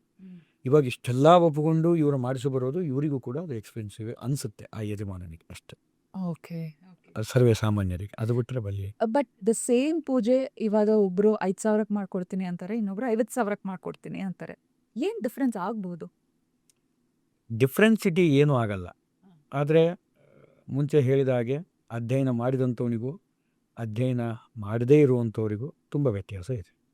ಅಂದರೆ ಉದಾಹರಣೆ, ಒಬ್ಬ ಡಾಕ್ಟ್ರನ್ನ ನಾವು ಕರೆಸ್ತೀವಿ, ಸ್ಪೆಷಲಿಸ್ಟ್ ಡಾಕ್ಟರ್ ಬರ್ತಾರೆ, ಅವ್ರಿಗೆ ಇಷ್ಟ ಆಗುತ್ತೆ, ಆ ವ್ಯಕ್ತಿಗೆ ಇಷ್ಟ ಆಗುತ್ತೆ ಅಂತ ಇವರೇನು ತಮ್ಮಷ್ಟಕ್ಕೆ ತಾವೇ ನಮ್ಗೆ 50,000 ಆಗುತ್ತೆ ಅಂತ ಹೇಳುವಂಥದ್ದಲ್ಲ. ಅವರು ಬಳಸುವಂಥ ಪದಾರ್ಥಗಳಾಗಿರ್ಬೋದು, ಆಯಿತಾ. ಉದಾಹರಣೆ, ತುಪ್ಪ, ನಂದಿನಿ ತುಪ್ಪ ಒಯ್ಯೋದಕ್ಕೂ ಒಂದು ಕೃಷ್ಣಂ ತುಪ್ಪ ಒಯ್ಯೋದಕ್ಕೂ ತುಂಬ ವ್ಯತ್ಯಾಸ ಇದೆ. ಅದ್ರ ಮೇಲೆ ಚಿಸ್ಟಲ್ಲಿ ಮೆನ್ಷನ್ ಮಾಡಿರ್ತಾರೆ ಕ್ಲಿಯರಿಟಿಯಲ್ಲಿ, ಈ ತುಪ್ಪವನ್ನು ಕೇವಲ ಹೋಮಕ್ಕೆ ಮಾತ್ರ ಬಳಸಲಾಗುವುದು ಅಂತ. ಅನ್ಫಾರ್ಚುನೇಟ್. ಅದನ್ನು ನಿಮಗೆ ಹಾಕಿದ್ರೂ ನೀವು ತಿನ್ನಲ್ಲ, ಇನ್ನು ಭಗವಂತನಿಗೆ ಹೆಂಗೆ ಹಾಕ್ತೀರಾ? ಅಂದರೆ ಆ ದ್ರವ್ಯದ ಅಭಾವದಿಂದ ಅದು ಆ ಅಮೌಂಟಲ್ಲಿ ವ್ಯತ್ಯಾಸ ಆಗೋದು. 5,000 ರೂಪಾಯಿದಲ್ಲಿ ಏನು ಮಾಡಲಿಕ್ಕಾಗಲ್ಲ ಈಗಿನ ಕಾಲದಲ್ಲಿ. ಗೊತ್ತಿರುವಂಥ ವಿಚಾರ, ಎಲ್ಲ ಪದಾರ್ಥಗಳನ್ನು ತೊಗೊಂಡು ಬಂದು ಆ ವ್ಯಕ್ತಿ 5,000 ರೂಪಾಯಿದಲ್ಲಿ ಮಾಡಿಸ್ಕೊಡ್ತಾನೆ ಅಂದರೆ ನೀವೇ ವಿಚಾರ ಮಾಡಬೇಕು ಅಲ್ಲೇನೋ ಇದೆ ಅಂತ. ಅಂದರೆ ಅರ್ಥಾತ್ ಅದು ನಿಮ್ಗೆ ಅರ್ಥ ಆಗಿರುತ್ತೆ. ಆ ದ್ರವ್ಯಗಳು, ಆ ಪುರೋಹಿತ ಮಾಡಿಸುವಂಥ ವಿಧಾನ ಆಗಿರ್ಬೋದು, ಅವರು ಕರ್ಕೊಂಡು ಬಂದಂಥ ಪುರೋಹಿತರಾಗಿರ್ಬೋದು, ಆ ಗೌರವ ಆಗಿರ್ಬೋದು, ಆ ಘನತೆ ಆಗಿರ್ಬೋದು, ಅದಕ್ಕೆ ಎಷ್ಟು ಸಂಭಾವನೆ ಕೊಟ್ಟರು ಕೂಡ ಕಮ್ಮಿನೇ ಅಂತ ಅನಿಸುತ್ತೆ, ಖಂಡಿತ ಅನಿಸುತ್ತೆ. ಯಾಕೆಂದರೆ ಇದನ್ನು ನಮ್ಮ ಹಿರಿಯರು ಗುರುಗಳು ಹೇಳೋರು ಒಂದು ಮಾತು. ಒಬ್ಬರು ಯಜಮಾನರು ಅವ್ರಿಗೆ ಬಂದು ಕೈ ಮುಗಿದು ಕೇಳ್ತಾರೆ, ನಾನು ಚಿಕ್ಕೊಂಡಿದ್ದಂಗೆ ನೋಡಿದ್ದಿರು, ದಯಮಾಡಿ ಅವತ್ತು ನೀವು ನಾಳೆ ಒಂದು ಡೇಟ್ ಫಿಕ್ಸ್ ಮಾಡಿರ್ತಾರೆ, ನೀವು ಅವತ್ತು ಮಸ್ಟ್ ಆ್ಯಂಡ್ ಶುಡ್ ನಮ್ಮ ಮನೆಗೆ ಬರಬೇಕು, ನೀವೆಷ್ಟು ಅಂತ ಸಂಭಾವನೆ ಹೇಳಿ ನಾನು ಎಲ್ಲದಕ್ಕೂ ಕೊಡ್ಲಿಕ್ಕೆ ರೆಡಿ ಇದ್ದೀನಿ, ದಯಮಾಡಿ ಬನ್ನಿ ಅಂತಾರೆ. ನೀವೇ ಬರಬೇಕು ನನಗೆ, ನಿಮ್ಗೆ ಎಷ್ಟು ಸಂಭಾವನೆ ಹೇಳಿದ್ರು. ಅವನು ಕೈ ಮುಗಿದು ಕೇಳಿದರು. ಆದರೂ ಕೂಡ ಗುರುಗಳು ಹೇಳಿದರು, ನೀನು ಕರಿ, ನಾನು ಬರ್ತೀನಿ, ನೀವು ಎಷ್ಟಾದರೂ ಹೇಳಿ ನಾನು ಕೊಡ್ತೀನಿ ಅಂದಿದ್ದಕ್ಕೆ ಬರ್ತೀನಿ ಅಂದ್ಕೊಂಡಿದೆಯಲ್ಲ, ನಾನು ಬರೋಲ್ಲ ಬರೋ. ಅಂದರೆ ಆ ವಿದ್ವತ್ತಿಗೆ ಕೊಟ್ಟು ಕರೆಯೋದಕ್ಕೂ ಹಣಕ್ಕೆ ಕೊಟ್ಟು ಕರೆಯೋದಕ್ಕೂ ತುಂಬ ವ್ಯತ್ಯಾಸ ಇದೆ. ಪುರೋಹಿತರಿಗೆ ಅದು ತುಂಬ ಭಾಳ ಮುಖ್ಯ ಆಗತ್ತೆ, ಯಾಕಂದರೆ ಆ ವಿದ್ವತ್ತಿಗೂ ಅಷ್ಟೆ. ಯಾಕೆ ಅಂತಂದರೆ ಇದು ಒಂದು ವಾಕ್ಯ ಇದೆ ಈ ಪುರೋಹಿತರಲ್ಲಿ. ಯಾಕೆ ಪುರೋಹಿತರಿಗೆ ಅಷ್ಟೊಂದೆಲ್ಲ ಗೌರವ? ಬ್ರಾಹ್ಮಣರಲ್ಲ ನಾವಿತ್ತು, ಬ್ರಾಹ್ಮಣರು ಅದು ಸ್ವಲ್ಪ ನಾನು ಈ ಜಾತಿ ಆಗಲಿ ಇದರ ಬಗ್ಗೆ ವೃತ್ತಿಯ ಬಗ್ಗೆ ಮಾತಾಡ್ತಾ ಇದ್ದೀನಿ ಅಷ್ಟೇ. ನೀವು ಹೇಳಿದ ಆ್ಯಕ್ಚುಲಿ ಇದು ಇಟ್ಸ್ ನಾಟ್ ವೃತ್ತಿ, ಫಸ್ಟ್ ಆಫ್ ಆಲ್ ಅದೊಂದು ರಕ್ಷಕ, ಸೇವಕ ಅಷ್ಟೇ, ಆಯಿತಾ? ಅಂಥ ಹಿತವನ್ನು ಬಯಸುವಂಥ ಸೇವಕ, ಹಿತವನ್ನು ಬಯಸುವಂಥ ಪುರೋಹಿತ. ಅಂಥ ಪುರೋಹಿತನಿಗೆ ಬ್ರಾಹ್ಮಣರಲ್ಲಿ ಪುರೋಹಿತರಾಗಿ ಹುಟ್ಟಿರ್ತಾರೆ. ಎಲ್ಲ ಬ್ರಾಹ್ಮಣರು ಪುರೋಹಿತರಾಗಲ್ಲ. ಅದರಲ್ಲಿಯೂ ಕುಲಕರ್ಣಿ ಅಂತ ಇರ್ತಾರೆ, ದೇಸಾಯಿರು ಅಂತ ಇರ್ತಾರೆ, ನಾಡಗೌಡರು ಅಂತವ್ರು ಇರ್ತಾರೆ, ಹಲವಾರು ಜನರು ಇರ್ತಾರೆ, ಸಾರಥರಾಮ ಈ ರೀತಿ. ಇವರೆಲ್ಲರಲ್ಲಿಯೂ ಪುರೋಹಿತರು, ಜೋಯಿಸರು, ಭಟ್ಟರು, ಅರ್ಚಕರು ಮುಂಚೆ ಹೇಳಿದ್ದಾರೆ. ಇವರೆಲ್ಲರೂ ಹಿತವನ್ನು ಬಯಸುವಂಥ ವ್ಯಕ್ತಿಗಳಾಗಿರ್ತಾರೆ. ಮನೆಗಳಲ್ಲಿ ಧರ್ಮದ ಆಚರಣೆಯನ್ನು ಮಾಡುವಂಥವ್ರು ಆಗಿರ್ತಾರೆ. ಇವರಿಗೆ ವಿಶೇಷವಾಗಿ ಹೇಳ್ತಾರೆ, ಅದನ್ನು ಅವರು ಸಾಮರ್ಥ್ಯ ಪಡಿಬೇಕು ಅಂದರೆ ಏನು ಮಾಡಬೇಕು ಅಂದರೆ ಮೊದಲು ವೇದಾಧ್ಯಯನವನ್ನು ಮಾಡಿರಬೇಕು. ಅದು ಕೂಡ ಬೇಸಿಕ್ ಫಸ್ಟ್ ಇದ್ದು. ಪುರೋಹಿತನ ಹೆಂಗಾಗಬೇಕು ಅಂದರೆ ವೇದಾಧ್ಯಯನ ಮಾಡಬೇಕು, ಶಾಸ್ತ್ರಾಧ್ಯಯನ ಮಾಡಬೇಕು. ಅವರೆಲ್ಲರಿಗೆ ಪುರೋಹಿತ ಅಂತ ಕರೀತಾರೆ. ಇಷ್ಟೆಲ್ಲ ಮಾಡ್ತೀನಿ ಅಂದರೂ ಕೂಡ ಅವನಿಗೆ ಯಾಕೆ ಅಷ್ಟೊಂದು ಮರ್ಯಾದೆ? ಎಲ್ಲ ಥರನೂ ಅದು ಕಲ್ತಿದ್ದಾನಲ್ಲ. ಎಲ್ಲರೂ ನೀವು ಇಂಜಿನಿಯರ್ ಮಾಡಿರ್ತೀರ, ಅವ್ರು ಯಾವುದೋ ಇನ್ನೊಂದು ವಿದ್ಯೆಯನ್ನು ಮಾಡಿರ್ತಾರೆ, ಅವ್ರು ಸಿವಿಲ್ ಇಂಜಿನಿಯರು, ಎಲೆಕ್ಟ್ರಿಕ್ ಇಂಜಿನಿಯರ್, ಎಲ್ಲ ನಿಮ್ಮಾಗೆ ನಾವು ಕೂಡ ಒಂದು ಕಲ್ತಿದ್ವಿ. ಆದರೂ ಇವರಿಗೆ ಯಾಕೆ ಅಷ್ಟೊಂದು ಪ್ರಾಧಾನ್ಯತೆ ಅಂದರೆ ಸಪ್ರೇಟಾಗಿ ಹೇಳ್ತಾರೆ ಅಂತೀರಿ. ಈ ವೇದವನ್ನು ಕಲ್ತಂಥವರಿಗೆ ಸಾಕ್ಷಾತ್ ನಮ್ಮ ಮನೆ ದೇವರು ಅಂತ. ಮೊದಲು ಅವರೇ ನಮ್ಮ ಮನೆ ದೇವರು. ಯಾರು? ವೇದವನ್ನು ಅಧ್ಯಯನ ಮಾಡಿದಂಥ ಆ ವಿಪ್ರೋತ್ತಮರಿಗೆ. ಆ ವಿಪ್ರನೇ ನನ್ನ ಮನೆ ದೇವರು ಮೊದಲು. ದೈವಾಧೀನಂ ಜಗತ್ಸರ್ವಂ ಮಂತ್ರಾಧೀನಂತು ದೈವತಂ ತನ್ಮಂತ್ರಂ ಬ್ರಾಹ್ಮಣಾಧೀನ ಬ್ರಾಹ್ಮಣೋ ಮಮ ದೇವತಾ ಅಂತ. ಅಂದರೆ ದೈವಾಧೀನಂ ಜಗತ್ಸರ್ವಂ, ಇಡೀ ಜಗತ್ತು ಕೂಡ ಆ ದೈವದ ಅಧೀನದಲ್ಲಿದೆ. ಇನ್ನು ಆ ಭಗವಂತ ಯಾವುದರಲ್ಲಿ ಅಧೀನನಾಗಿದ್ದಾನೆ ಅಂದರೆ ಮಂತ್ರದಲ್ಲಿ ಅಧೀನನಾಗಿದ್ದಾನೆ. ಭಗವಂತ ಅದನ್ನು ಬಿಡಿಸಿ ಹೇಳಬೇಕು ಅಂದರೆ ಭಗವಂತ ನಮ್ಮ ಕಣ್ಣಿಗೆ ಕಾಣಲ್ಲ, ಎಲ್ಲಿದ್ದಾನೆ ಅಂತ ನಾವು ಹುಡುಕ್ಲಿಕ್ಕೂ ಆಗಲ್ಲ. ಇನ್ನು ಭಗವಂತ ಎಲ್ಲಿದ್ದಾನೆ ಅಂತ ಹುಡುಕ್ತಾ ಹೋಗ್ತಾರಂತೆ. ಆವಾಗ ಭಗವಂತ ಮಂತ್ರದಲ್ಲಿ ಕೂಳ್ಕೊಂಡಿದ್ದಾನೆ, ಮಂತ್ರದಲ್ಲಿ ಅಧೀನನಾಗಿದ್ದಾನೆ, ಅದ್ರ ಒಳಗಡೆ ಕೂತಿದ್ದಾನೆ, ಮಂತ್ರದಲ್ಲಿ ಸಿಗ್ತಾನೆ ಭಗವಂತ ಅಂತ ಗೊತ್ತಾಯಿತು ಎಲ್ಲರಿಗೆ. ಇನ್ನು ಮಂತ್ರಗಳನ್ನು ಹುಡುಕ್ತಾ ಹೋದ್ರಂತೆ. ದೈವಾಧೀನಂ ಜಗತ್ಸರ್ವಂ, ಜಗತ್ತು ಪೂರ್ತಿ ಆ ದೈವದಲ್ಲಿದ್ದರೆ ಆ ದೈವಾಧೀನಂ ಜಗತ್ಸರ್ವಂ ಮಂತ್ರಾಧೀನಂತೂ ದೈವತಂ, ಮಂತ್ರದಲ್ಲಿ ಭಗವಂತ ಅಧೀನನಾಗಿ ಕೂತ. ಇನ್ನು ಆ ಮಂತ್ರಗಳು ಯಾರ ಹತ್ರ ಅಧೀನವಾಗಿದೆ ಅಂದರೆ ಬ್ರಾಹ್ಮಣರಲ್ಲಿ, ವೇದವನ್ನು ಅಧ್ಯಯನ ಮಾಡಿದವರು ಅಂತಾರೆ. ಬ್ರಾಹ್ಮಣರಂದ್ರೆ ಬರೀ ಬ್ರಾಹ್ಮಣರು, ವೇದವನ್ನು ಅಧ್ಯಯನ ಮಾಡಿದಂಥ ವಿಪ್ರರಲ್ಲಿ, ಪುರೋಹಿತರಾದ ವಿಪ್ರರು ಅಂಥ ವಿಪ್ರೋತ್ತಮರಲ್ಲಿ ಆ ಒಂದು ವೇದವು ಅಧೀನವಾಗಿದೆ. ಇನ್ನು ಆ ಬ್ರಾಹ್ಮಣರನ್ನೇ ಹುಡುಕ್ತಾ ಹೋದಾಗ ಬ್ರಾಹ್ಮಣರು ಸಿಕ್ಕ ತಕ್ಷಣವೇ ಹೇಳ್ತಾರಂತೆ, ತನ್ನ ಮಂತ್ರಂ ಬ್ರಾಹ್ಮಣಾಧೀನಂ, ನಿಮ್ಮ ಹತ್ರ ಮಂತ್ರವಿದೆ, ನೀವೇ ನಮ್ಮ ಮೊದಲು ಮನೆ ದೇವರು ಅಂತ. ಅಂದರೆ ಯಾಕೆಂದರೆ ನಮಗೆಲ್ಲ ಭಗವಂತ ಕೃಷ್ಣನಾದರೆ ಕೃಷ್ಣನು ಬ್ರಾಹ್ಮಣನನ್ನು ಪೂಜೆ ಮಾಡಿದಂಥ ಇತಿಹಾಸ ಇದೆ. ಅಂದರೆ ಆ ಭಗವಂತನೇ ಬ್ರಾಹ್ಮಣನನ್ನು ಪೂಜೆ ಮಾಡಿದ ಇತಿಹಾಸ. ಅಂದರೆ ಅಷ್ಟು ಶ್ರೇಷ್ಠತೆ ಆ ವೇದಕ್ಕೆ, ಆ ವ್ಯಕ್ತಿಗೆ ಅಲ್ಲ, ವೇದಕ್ಕೆ. ಅಂದರೆ ದೇವರೇ ವೇದದಲ್ಲಿ ಅಧೀನನಾಗಿದ್ದಾನೆ ಅಂದರೆ ಆ ವೇದಗಳೇ ಇವ್ರ ಹತ್ರ ಇದೆ ಅಂದರೆ ನೀವು ಮರ್ಯಾದೆ ಕೊಡ್ತಾ ಇರೋದು ವೆಂಕಟೇಶಾಚಾರ್ಯಗಲ್ಲ, ಅವನ ವ್ಯಕ್ತಿಗಲ್ಲ, ಅವನ ಹತ್ರ ಇರುವಂಥ ವೇದಕ್ಕೆ. ಹಾಗಾಗಿ ಅವರು ಹೇಳಿದ್ರಂತೆ ಗುರು ಹಿರಿಯರು, ನೀನು ನನ್ನ ಕರೆದೆಯಲ್ಲ ಎಷ್ಟು ಅಂತೇಳಿ, ಅದಕ್ಕೆ ನಾನು ಬರಲ್ಲ ಅಂತೇಳಿ. ಇದನ್ನು ಇಷ್ಟು ತಿಳಿದೇ ಇದ್ದವರು ನೋಡಿದಾಗ ಏನು ಅನಿಸುತ್ತೆ, ಆ ವಾಕ್ಯ ಈಗ ಅನಿಸುತ್ತೆ. ಮುಂಚೆ ಹೇಳಿದಾಗ ಈ ವಾಕ್ಯ ಹೆಂಗೆ ಅನ್ನಿಸ್ತು ಅಂದರೆ ಎಷ್ಟು ದಿಮಾಕ್ಲೆ ಮಾತಾಡ್ತಾರಲ್ಲಪ್ಪ, ಎಷ್ಟೊಂದು ಹೇಳ್ಬೇಕು, ಅದೇನು ಬರೋಲ್ಲ ಅಂತಂದ್ರೆ ಏನದು ಅವರು ಕೈ ಮುಗಿದು ವಿನಯದಿಂದ ಕೇಳಿದ್ರಲ್ಲ, ಕೇಳಬಾರ್ದು. ಅಂದರೆ ನೀನು ಭಗವಂತನನ್ನು ಕಾಸಲ್ಲಿ ಅಳಿತಾ ಇದೀಯ ಅಂತ ಅರ್ಥ. ನನ್ನಲ್ಲ, ನಾನು ಬರ್ತೀನಿ, ವೇದವನ್ನು ತೆಗೆದಿಡ್ತೀನಿ, ನಿನ್ನ ಮನೆಗೆ ಬರ್ತೀನಿ ಆರಾಮ, ಏನು ಉಪಯೋಗ ಇಲ್ಲ ನಾನು ಬಂದ್ರೆ. ಅವಾಗ ನಾನು ಬಂದು ಸುಮ್ಮನೆ ಕೂತು ಹೋದ್ರಲ್ಲ, ನಾನು ಬಂದು ನಿನಗೆ ಹಿತವನ್ನು ಬಯಸ್ಬೇಕು, ನಿನಗೆ ನಾನು ಆಶೀರ್ವಾದ ಮಾಡಿದಾಗಲೇ ನನ್ನ ಮಂತ್ರ ನಿನಗೆ ಫಲಿಸುತ್ತೆ. ಅಂದರೆ ಇದರ ಅರ್ಥ ಅಷ್ಟು ದೀರ್ಘವಾಗಿದೆ. ನೀವು ನನ್ನ ಕೊಂಡ್ಕೊತಾ ಇಲ್ಲ, ನೀವು ಕಾರ್ಯಕ್ರಮದಲ್ಲಿ ಕೊಡುವಂಥ ಸಂಭಾವನೆ ನನಗಲ್ಲ, ಆ ವೇದಕ್ಕೆ, ಆ ಶಾಸ್ತ್ರಕ್ಕೆ. It's not business. First of all ಪೂಜೆ ಅಂತಂದರೆ, ಹೌದಾ, ಬಿಸ್ನೆಸ್ ಆಗಿ ಬದಲಾಯಿಸ್ಬಿಟ್ಟಿದ್ದಾರೆ ಜನಗಳು. ಎಲ್ಲ ನೀವೇ ತೊಗೊಂಬಂದು ಕಾಂಟ್ರಾಕ್ಟು ಪ್ರತಿಯೊಂದು ಕಾಂಟ್ರಾಕ್ಟ್ ಆಗಿ ಅದೇ ಬದಲಾಗಿ ಹೋಗಿದೆ ಅಷ್ಟು. ಆದರೆ ಎಕ್ಸ್ಪೆನ್ಸಿವ್ ಅನ್ನೋ ಮಾತಲ್ಲಿ ಯಾವತ್ತೂ ಬಂದಿಲ್ಲ. ಪುರೋಹಿತರುಗಳು ಎಕ್ಸ್ಪೆನ್ಸಿವ್ ಆಗಿಲ್ಲ, ದ್ರವ್ಯಗಳು ಎಕ್ಸ್ಪೆನ್ಸಿವ್ ಆಗಿದೆ. ಎಕ್ಸ್ಪೆಕ್ಟೇಷನ್ಸು ಜಾಸ್ತಿ ಆಗಿದೆ. ಅದಕ್ಕೆ ಹೇಳ್ತೀನಲ್ಲ, ಯಾವತ್ತೂ ಪುರೋಹಿತರು ಎಕ್ಸ್ಪೆನ್ಸಿವ್ ಇಲ್ಲಿವರೆಗೂ ಆಗಿಲ್ಲ. ಅವರು ತಂದಿರೋ ದ್ರವ್ಯಗಳು. ಇನ್ನು ಖುಷಿ ವಿಚಾರ ಏನು ಅಂದರೆ, ಇಂದಿನ ಕಾಲದಲ್ಲಿ ಅಷ್ಟೊಂದು ಧರ್ಮದ ಆಚರಣೆಗಳು ಕಮ್ಮಿ ಆಗ್ತಾ ಇರೋದು. ಇವಾಗ ಶಾರ್ಟ್ ಟೈಮಲ್ಲಿ ಹೇಳ್ತಾನಲ್ಲ, ಒಂದು ಕಾರ್ಯ ಆಗಬೇಕು ಅಂದರೆ, ಒಂದು ಮನೇಲಿ ಒಂದು ಹೋಮ ಆಗಬೇಕಂದ್ರೆ ಒಂದು ವಾರ ಬೇಕು ಅಂದ್ರಿ. ಹೌದು, ಇವಾಗ ಒಂದು ವಾರದಲ್ಲಿ ಒಂದು 10 ಕಾರ್ಯಕ್ರಮ ಮಾಡಿಬಿಟ್ಟಿರ್ತಾರೆ. ಅದು ಖುಷಿ ಅಷ್ಟೇ. ಒಂದು ಧರ್ಮದ ಆಚರಣೆ ಜಾಸ್ತಿ ಆಗಿದೆ. ಅಂದರೆ ಅಂದ್ಕೊಂಡ್ರೆ ನಾಳೆ ಬೆಳಗ್ಗೆ ಮಾಡಿಬಿಡ್ತಾರೆ, ಎಲ್ಲ ಪುರೋಹಿತರಿಗೆ ಹೇಳ್ಬಿಡ್ತಾರೆ, ಅವರೇ ತಂದುಬಿಡ್ತಾರೆ. ಹಂಗಾಗಿ ಇವ್ರಿಗೇನು ಟೆನ್ಷನ್ ಇರಲ್ಲ, ಜಸ್ಟ್ ಇವ್ರು ಪೇ ಮಾಡ್ತಾರೆ ಅಷ್ಟೇ. ಅಂದರೆ ಹೇಳಬೇಕು, ಏನೂ ಇಲ್ಲ, ಅಷ್ಟು ಕೊಡಬೇಕಷ್ಟೇ. ಫೋನ್ ಹಚ್ಚಿ ಹೇಳೋದೊಂದೇ ಕರ್ತವ್ಯ ಅವ್ರದ್ದು. ಅಂದರೆ ಈ ಒಂದು ಸ್ಥಿತಿಯಲ್ಲಿ ಬಂದಾಗ ಇನ್ನೂ ಕಾರ್ಯಗಳು ಜಾಸ್ತಿ ಆಗುತ್ತೆ. ಅವರು ಚೆನ್ನಾಗಿ ಜೀವಿಸ್ತಾ ಇದ್ದಾರೆ ಅಷ್ಟೇ. ಅದನ್ನು ನೋಡಿ ಎಕ್ಸ್ಪೆನ್ಸಿವ್ ಆಗಿದ್ದಾರೆ, ಕೆಲಸಗಳು ಜಾಸ್ತಿ ಆಗಿದೆ, ನೆಮ್ಮದಿಯಿಂದ ದುಡಿತಾ ಇದ್ದಾರೆ, ಒಳ್ಳೆಯ ಧರ್ಮ ರಕ್ಷಣೆ ಮಾಡ್ತಾ ಇದ್ದಾರೆ, ವೇದದ ಸಂರಕ್ಷಣೆ ಮಾಡ್ತಾ ಇದ್ದಾರೆ. ಅದನ್ನು ನೋಡೋರಿಗೆ ಎಕ್ಸ್ಪೆನ್ಸಿವ್ ಥರ ಕಾಣಿಸ್ತಾ ಇದೆ ಅಷ್ಟು. ಎಕ್ಸ್ಪೆನ್ಸಿವ್ ಆಗಿದ್ದು ದ್ರವ್ಯಗಳು ಹೊರತು ಪುರೋಹಿತರಲ್ಲ ಅಂತ ವಾಕ್ಯ ಅಷ್ಟೆ. ನೀವು ಇವಾಗ ತುಂಬ ಕಾರ್ಯಗಳು ಮಾಡ್ತಿದ್ದೀರಿ, ಹೋಮ, lot of events you do. How is your emotional aspect involved? This must be the wrapping question for our ಈ ಸೆಗ್ಮೆಂಟ್ಗೆ. ಎವ್ರಿ ಡೇ ನೀವು ಹೊಸ ಫ್ಯಾಮಿಲಿ ನೋಡ್ತೀರಾ, ಹೊಸ ಮನೆಗಳು ನೋಡ್ತೀರಾ, ಹೊಸ ಕಾರ್ಯಕ್ರಮ ನೋಡ್ತೀರಾ, ಅಲ್ಲಿ ಡಿಫ್ರೆಂಟ್ ಜನಗಳು ನೋಡ್ತೀರಾ. ನಿಮ್ಮ emotions, how do you prepare yourself? ಅದಕ್ಕೆ ಮೂಲ ಬೇಕಾಗಿರುವಂಥದ್ದೇ ತಾಳ್ಮೆ ಆಗಿರ್ಬೋದು, ಸಹನೆ ಆಗಿರ್ಬೋದು. ಯಾಕಂದರೆ ಇದೆಲ್ಲ ವೃತ್ತಿಯಲ್ಲೂ ಇರುವಂಥದ್ದೇ. ಆದರೆ ಪುರೋಹಿತನಾದಂಥವನಿಗೆ ಆ ಇಡೀ ಕಾರ್ಯಕ್ರಮವನ್ನು ನೀಗಿಸುವಷ್ಟು ಸಾಮರ್ಥ್ಯ ಆ ವ್ಯಕ್ತಿಗೆ ಇರಬೇಕು. ಈಗಂದರೆ ಒಂದು ಧರ್ಮದ ಈ ನಮ್ಮ ಇಡೀ ಭರತ ಖಂಡದಲ್ಲಿ ಏನೇ ಒಂದು ಶುಭ ಕಾರ್ಯಗಳು, ರಿಚುವಲ್ಸ್ ಆಗಿರ್ಬೋದು, ಲೈಕ್ ಮದುವೆ, ಮುಂಜುವೆ, ಒಂದು ಹೋಮ, ಹವನ, ಗೃಹ ಪ್ರವೇಶ, ಪ್ರತಿಯೊಂದರಲ್ಲಿಯೂ ಎಲ್ಲ ವ್ಯಕ್ತಿಗಳು ಬಂದು ಮಾಡಿ ಹೋಗುವವರು ಇರ್ತಾರೆ ಹೊರತು ಇಲ್ಲಿ ಬಂದು ನಿಂತು ಮಾಡಿಸಿ ಹೋಗುವವರು ಪುರೋಹಿತರು. ಅಂದರೆ ಸಂಪೂರ್ಣವಾಗಿ ಹತೋಟಿಯಲ್ಲಿ ಇಟ್ಟುಕೊಂಡು ನಡೆಸಬೇಕು ಅಂತ. ಇಷ್ಟು ಸಾಮರ್ಥ್ಯ ಉಳ್ಳುವಂಥವನಿಗೆ ಕೆಲವೊಂದಿಷ್ಟು ಮನೆಗಳಿಗೆ ಹೋದಾಗ ಅವರು ಭಗವಂತನಲ್ಲಿ ತೋರಿಸೋ ಭಕ್ತಿಯನ್ನು ನೋಡಿ ಅದೇ ನಮಗೆ ಎಕ್ಸ್ಪೆನ್ಸಿವ್ ಸಂಭಾವನೆಯಾಗಿ ಬದಲಾಗಿದ್ದು ಉದಾಹರಣೆಗಳು ಇದೆ. ಅಂದರೆ ಅದೇ ಸಾಕಪ್ಪ ಸಂಭಾವನೆ, ಆ ಭಕ್ತಿ ನೋಡಿ. ಇನ್ನೂ ಒಂದು ಕಡೆ ಎಕ್ಸ್ಪೆನ್ಸಿವ್ ಆಗಿ ನಮಗೆ ಸಂಭಾವನೆ ಕೊಟ್ಟರೂ ಕೂಡ ಭಗವಂತನನ್ನು ಕೇವಲ ಒಂದು ಹಣದಲ್ಲಿ ಅಳತಾಗ ನಮಗದು ಇನ್ನೂ ದುಃಖವಾದ ಸಂಗತಿಯಾಗಿ ನಮಗೆ ಪರಿವರ್ತನೆ ಆಗಿದ್ದು ಉದಾಹರಣೆಗಳು ಎಷ್ಟೋ ಇದೆ. ಅಂದರೆ ಲೈಕ್ ಮುಂಚೆ ಹೇಳಿದ ಹಾಗೆ ಆಡಂಬರದ ಪೂಜೆಗಳು ಜಾಸ್ತಿಯಾಗಿ, ಲೈಕ್ ಒಂದು ಗೃಹ ಪ್ರವೇಶ ಆಗಿರ್ಬೋದು, ಅಂತ ಪೂಜೆ ಮಾಡಿಸ್ತಾರೆ. ಅದರ ತಕ್ಕನಾಗೆ ಭಗವಂತನಿಗೆ ಭಕ್ತಿಯನ್ನು ತೋರಿಸಿದಾಗ ಅದಕ್ಕೊಂದು ಅರ್ಥ ಇರುತ್ತೆ.